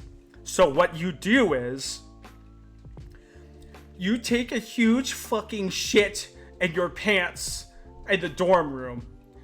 A huge dump. And you're just caked in your own shit. And everyone looks at you and they smell it and they're like, oh my god, what the fuck, man? Did you just shit your pants? And people are like trying to ignore it politely and they're trying to play the game, but they can't get over the fumes and it just stinks, man. It stinks. And then finally one guy's like, dude, you shat your pants, dude. That's super uncool. And you look at that guy in the eye and you say, I don't see a sign that says that I can't strategically shit my pants. There's no rule in the campus bylaws or in Smash that I can't shit my own pants as a tactic to win. Like, when you get excessively caught up in the rules and try to argue them with that guy, I see you caked in your own shit and trying to tell me that there is no sign that says that you can't shit yourself. So that's just don't do that. I hate that so much. Just train for real. Just win. Just don't do that. All right. 21 streaks for Warlord. I think people on the cusp like it, but most of the time Warlords are like, they tend to agree, and that's why they came up with the first place that it's like not great and requires like winning the whole tournament anyway, or trying to like tweak the rules to your own advantage, and it just makes me super upset. Okay, braces heal injury. So I'd see a lot of like people who are like overtraining routinely, trying to put on a brace, like an elbow sleeve or a knee sleeve, and then try to keep training. That if you have something like tennis elbow, it's like already too late. A brace is not going to help you. You're going to really hurt yourself if you keep fighting. You can make the choice of whether you want to be out for like 8 weeks or 6 months at that point. Like, a brace is not going to save you. Braces can be very useful. They are good for preventing re-injury from injury-prone limbs, like after you have done your physical therapy and seen a doctor. And they're also good for like mitigating dysfunction in permanently injured limbs. Like, if you've had bad elbows for years, like, a brace is fine. But if you're like just developing tendonitis or just developing like strictly tendonitis, and then you try to like push through the kingdom level tournament by like putting on a brace, keep training, it's 2-3 weeks away, you keep training and then you fight, and then you're confused on like why your elbow is destroyed. Like, braces don't do that. You got to see the doctor. So I think these guys who are like still hungry will think this a lot of the time, but by the time you've been around for a while, you kind of stop trying to do that because you've done it to yourself 4 or 5 times.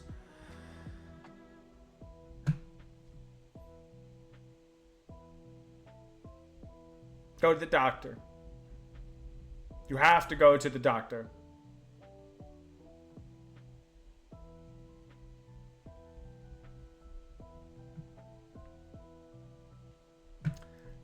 Archetype definitely called it. I knew my plan from the beginning. All right, next one. I got bad knees that would go out on their own after any amount of quad stress. Braces are about the only thing that lets me fight 2 days in a row. So that's the correct situation to use braces. I'm just talking about when you have a budding injury and you're trying to brace it in hopes that you can keep fighting and heal. Like, that's a fantasy. You can't do that. You have to go to the doctor.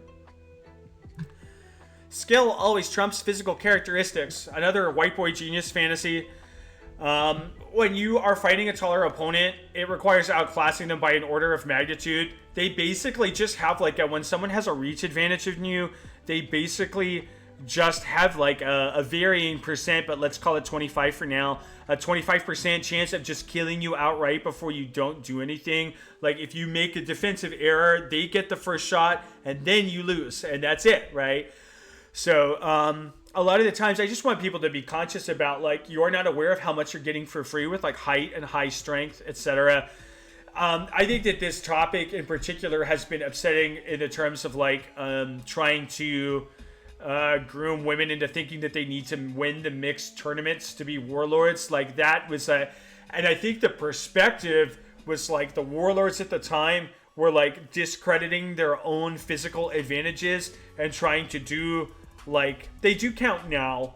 I don't know if some places are still struggling with having that count or not. I'm hoping that it's gotten better in the past years. I know in our kingdom that is fine now.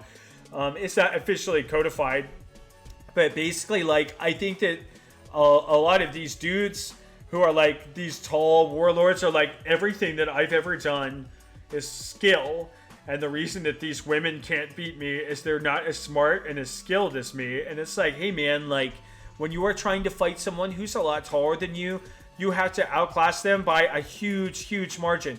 You are not asking them to be better, as good as you. You are asking them to be much better than you. Like, not a little bit better than you, not just better than you on that day. You are asking them to outclass you by a huge margin, and I think it's just incredibly destructive. I think strength can be like this too. I feel like I'm honest about this. Strength is not all-encompassing, but I know that when I'm on the inside and I'm very close in something like sword and board, it is very easy for me to just carve someone up because I can throw 3 shots in the time that they can throw 1 because I'm really strong. Like, that's just a thing that I'm honest about. Yes, I've practiced that region a lot, but I'm not going to go out of my way to say, well, you just need to drill on the inside more and then you will beat me in that area. I think in a lot of cases that is going to be so high risk that it is not worth doing against me specifically, unless you're similar. Like, I think the only person that I fought lately that could maintain by lately I mean a couple of years ago, that could maintain that close proximity to me is and still scrap was PG, and he's really, guess what? Like, he was a weightlifter and he was really strong, right? So I just tend to coach people to like stay out of that area. Don't try to fight me there. It's probably not going to happen for you because I have that advantage. And I also want to recognize that, like, when you're also saying like, hey, this person just needs to lift weights or something like that, like to bridge that gap. You also have to be conscious that, like, when you are telling women to do supplemental work, you are telling them to sign up for 3 to 5 hours of extra training a week that you are not doing. So you need to do that. You need to make that recommendation from the perspective that you understand the inherent unfairness of sports, and that they have to do more for the same level of reward that you are doing. It does not serve anyone for you to sit there and pretend that all of what you've got as like a tall white dude who's jacked, or a short white dude who's jacked, it's like that all of what you've got is skill. In my case, like, I am very genetically prone to putting on a lot of muscle. It is extremely easy for me. It's like, yes, it's a product of my labor, but like, how can you just chalk that all up to hard work when every time I pick up a weight, like, the weight goes up like so many reps and so many pounds? That just doesn't happen for most people. So, like, of course I can stick with that. I'm getting like twice the reward that another person's getting out of it. Yes, I still think that you should lift and you'll find it rewarding, but it's really important to look at like what you've got when you're trying to tell someone that they need to work harder. Like, you need to keep that in mind. So my recommendation, be respectful and empathetic. Be aware of your physical advantages when teaching. And non-women's tournaments count towards warlord period. Or non-men's counts towards warlord period. We need to serve that market. There's a reason that sports have that delineation. It is because there is an inherent biological advantage to being male, and we need to account for that. Especially in games of like speed and strength, and especially reach, like, you need to account for that. We can put that above Murder Strike. It pains me on principle to put anything above Murder Strike because it incenses me so greatly. But, you know, this is for the greater good, and I can take an L on that one. All right. So this is one that steams my broccoli. That instructor teaches this incorrectly. Oh, well, let's go back. Let's go back. I worry that putting too much emphasis on the man-woman physical difference creates room for a lot of the transphobia we saw when non-men's tournaments were becoming prominent and that we still have to deal with from shitheads today. Uh, that's a complicated subject that I'm not really qualified to speak on. I would definitely say that transphobia makes me angry, and it's definitely wrong. And if there's not a lot of great, I don't know. I don't really know what to say about that, but I agree. I think that it just doesn't serve anyone to the situation I'm referring to in the specific is it doesn't serve anyone to pretend that like men don't have that advantage and then to pretend that they don't and then to coach women to like train 10 times harder than they are and then pretend it was the same amount of training when it was not the same amount of training. So hopefully that's a palatable answer for that. Yeah, that makes sense. You're welcome to reach out to me about those issues that you face because I am not a trans woman, so I don't experience that, and I think that it is important and would like to be a good steward of fighting and to address those situations properly. So I would love your help in that regard if you're willing to provide it. All right, so on to the next slide. So that instructor teaches this incorrectly. That can include like block strike, Florentine shield, etc. This comes from a story for me where I had I was at a SKBC 2018 and there was an instructor that flew out from California, so like 2,800 miles to come and teach people to fight, and the class was filmed. And I had a squire in a certain fighting company at the time who would always relate the internals of that group chat to me every time it was about me. And this fighting company kind of seemed to believe that they had ownership over the Florentine brand, and they basically like said that as a former member of the fighting company, they said that, oh my god, I can't believe like Tato didn't intercede and tell that guy that he's teaching Florentine wrong, right? Like after he had flown like 2,800 miles. And I was just trying to, in the video where they were saying that he had said something zany, I was really just trying to get to the end of the sentence and listen to it. And also, like, I was the fucking co-instructor for that class. Like, I was not the main character at the time. So, that's just, it was a ridiculous situation. So, basically, instructors teach from the context that they understand, myself included. Your context, like your height, your weight, your mental profile, it might be different from theirs, and that context might match other people's situation better than others. And there's also that like some fighters are just not very articulate, and that's okay. Not every message jives with every person, like even when it's technically correct. So it's important to just like let people talk and realize that anybody can kind of anybody can come up with things that like will surprise you about fighting, or maybe if you're like trying to teach someone something specific, even though you're technically correct about that explanation, it might not jive with the person that you're talking to, and this second person, their explanation might click with them and resonate and make sense. And there's a lot of things that over the years that I felt about like were important that I had originally thought was like bad fighting or bad technique or bad like whatever. And sometimes you just let people talk. Like just let people talk. One of the things that I try to teach people with the CG Dojo project is that anybody and everybody should be teaching, because it provides a lot of feedback of like if what you know is effective, and if it basically like accelerated the rate of exchange of information, and everybody learned super quickly after that. So my perspective is like you should just teach and let people teach and listen, use what works for you, discard what doesn't. And that's you should just let them be, man. Just let them be.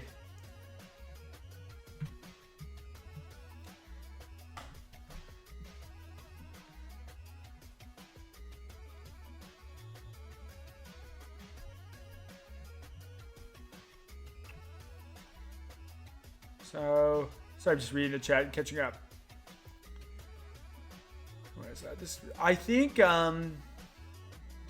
think when you're first collecting your couple of wins, and you've got you might have a lot of like really strong opinions about how fighting is done, but when you hit this upper echelon, you start to learn that like pretty much anything goes and anything works, and it's just a matter of like, can you make that work?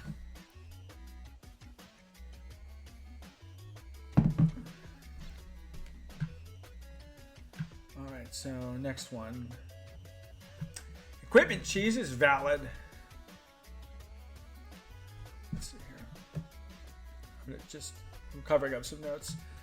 So the argument is that in a competitive situation, anything goes only because only winning is important. So this includes like interpreting rules excessively literally. A lot of this is my opinion, so if you use one of these, please don't get too terribly insulted. It's just something, it's a personal irritation. I hate flails in open categories. I hate multiple pieces of equipment per hand in general. I think that it's really silly. To a lesser extent, I like really dislike dome shields. I feel like dome shields are too powerful because they like wrap around your body and allow you to go deeper into the cone of attack and make it so that like you're unassailable from an artificially close perspective.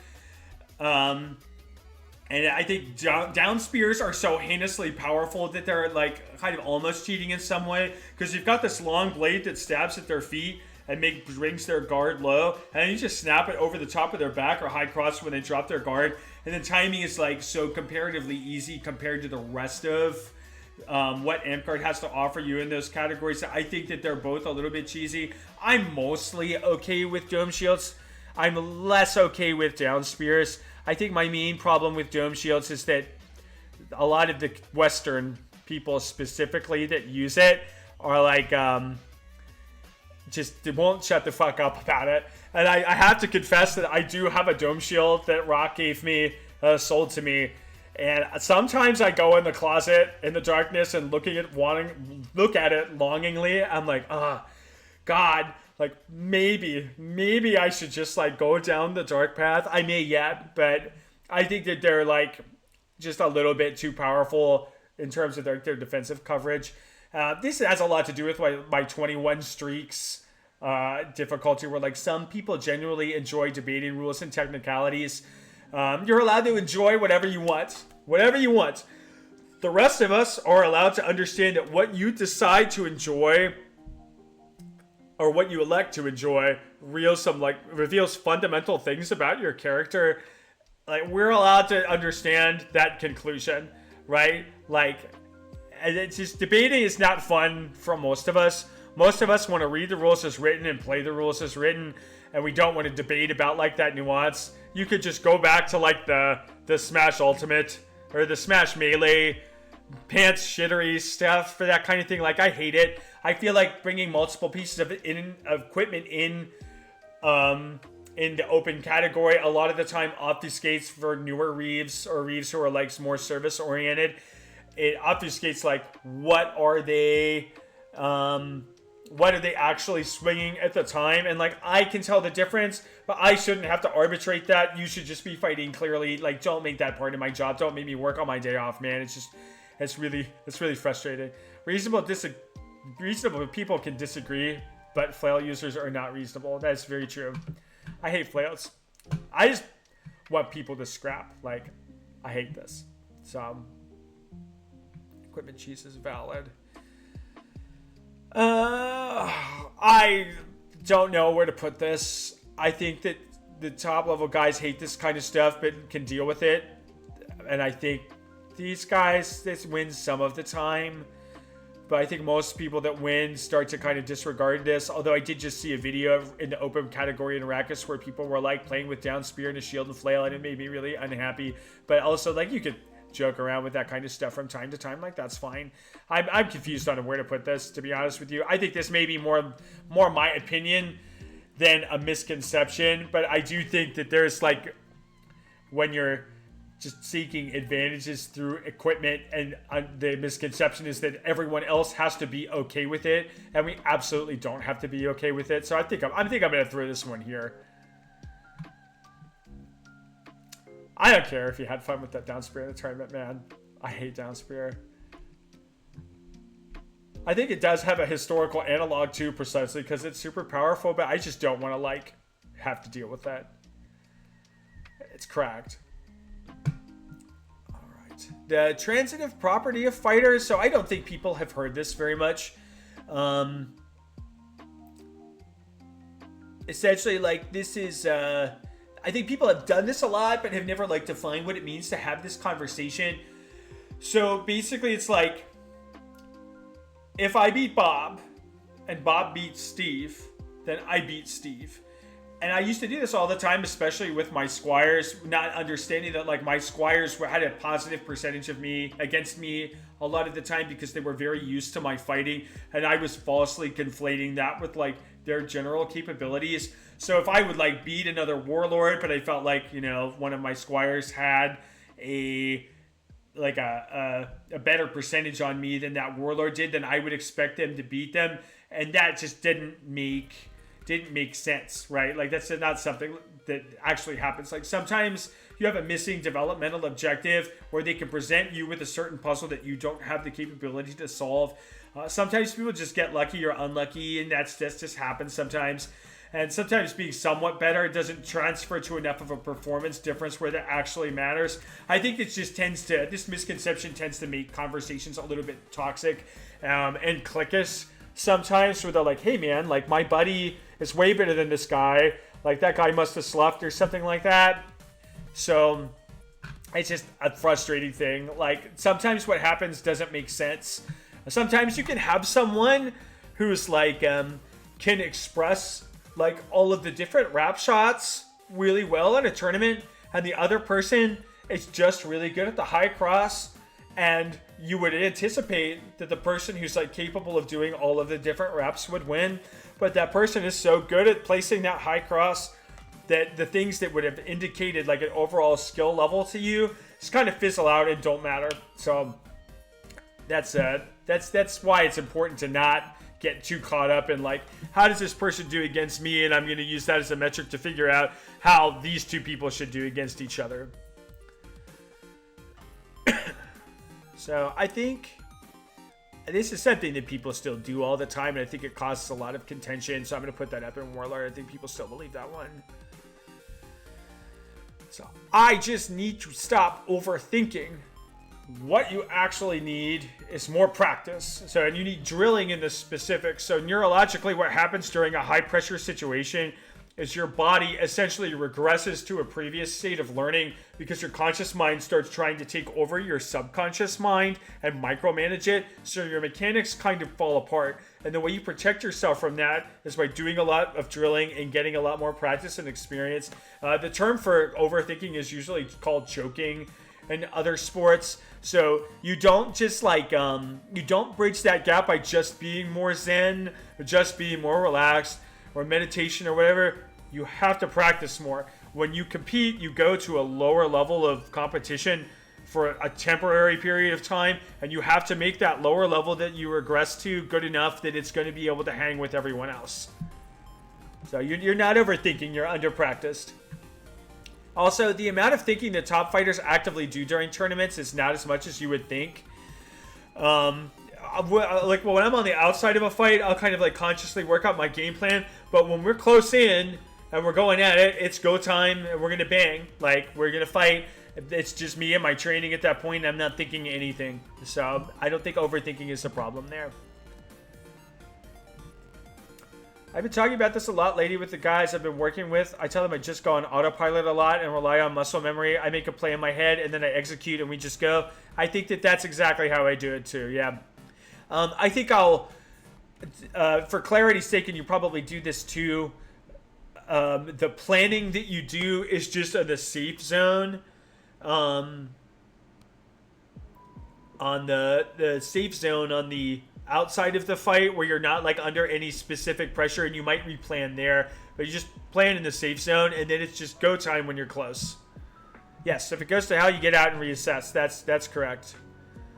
So I think just need to stop overthinking. It goes in 6th order. All right, we got one last one. Swords are safe, skip the eye protection. I've been extremely relieved that people are wearing eye protection nowadays. I got hit in the fucking eye for 20 years, and I ended up with a tear in my retina, and I had to get a procedure called the scleral buckle done, which is they took my eye and they made it smaller than the other eye and tied a belt around it so that they had enough retinal tissue on the back of my eye to put it back against the back of my eye again so that I would not lose my sight in the eye, right? So like if you're like looking at if you haven't seen me in 5 years and you're looking at me in the camera and you're thinking like, hey, does Tato have like a lazy eye? No, I have one eye that's a little bit smaller and not circular anymore because I did not wear eye protection. Do not let that happen to you. Do not let that happen to you. Get the women's lacrosse lenses and wear them. You eventually stop seeing the bars. I almost lost an eye. Imagine that, like a guy with bad hearing that has one eye. It super sucks. Like get the eye protection. Wear the eye protection. Do not fuck around and find out. I fucked around and find out. I used to be very handsome, and now I have this second Igor eye for the rest of my life because I was too proud to wear the stupid eye protection. So, get the eye protection.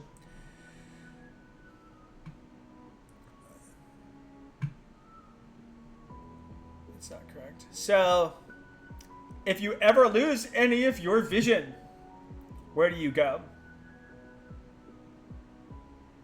To go to the doctor.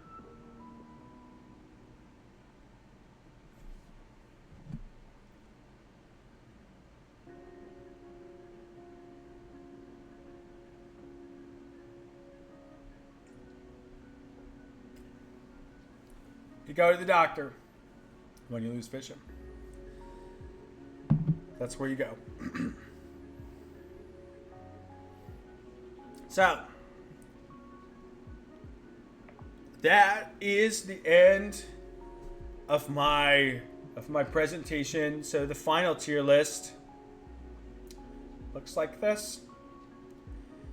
I think you have a lot of misconceptions at the top level. They could definitely use some assessment. I'm not going to order them within the tiers because we're hitting our 2-hour mark. But I think that this is about when I would expect like people to stop believing. I would expect people beyond this level to stop believing like some of these kinds of things, etc. You know how the tier list is arranged at this point. So here's what I've got for you guys. First, we got to get the puppy up. Because that's a requirement for this stream. Hey, man. Man. Come here. It's man time. You're the star of the show. Come on. Don't be lazy. Let's go. Slowly getting up. Up. Big stretch. Big stretch. Hey. Come here. Up. It's like, do I have to? This is your job, buddy. Up. Baby guy, please. Alright, come here, buddy. You're very sleepy. You're very sleepy. I'll help you. Oh, buddy. That's my boy. Alright. So, that's my presentation. I hope you guys enjoyed it. So he's very big. He's a very big lad. He went to the vet this morning. He's 51 pounds now. So if you guys have questions, I think you guys made a lot of comments and questions during the stream. And I think I got to like most of them. I'm still learning the kind of streamer abilities to like read multiple things and pay attention to multiple things at the same time. But if you have like any other questions, now is a good time to ask. There's also a Discord that you can pop into if you like, to ask me questions if you don't already have me on Facebook. Facebook will probably get me the fastest. If you want to join the Discord, you can. This is mostly going to be like a gaming channel. I'm not really trying to do anything in the specific other than like have a really good time and learn about streaming because it's a fun skill set. Biggest takeaway, just shit myself next tournament. Yeah, if that's what you came in and fucking learned, man, I'm glad to help. This is why I've trained so many winners of Kingdom level tournaments. It's the poop. But I want you to think about your pre-tournament meal, man, before you go in there. What's going to give you the most bang for your buck? And more high crosses. Yeah, I like this. Don't poo-poo high crosses. So I'm going to put here's my plan. So I'm thinking about doing this about once a month.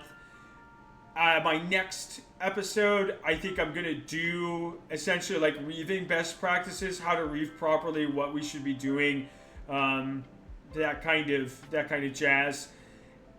And after that, I don't have any more ideas for episodes. So what I'm going to do is on all of the posts that I made, I'm going to drop a Google form where if you have a topic that you want me to talk about next, even if I got to like research a little bit, just put on the Google form like what you would like to see me talk about if that's something that was interesting to you.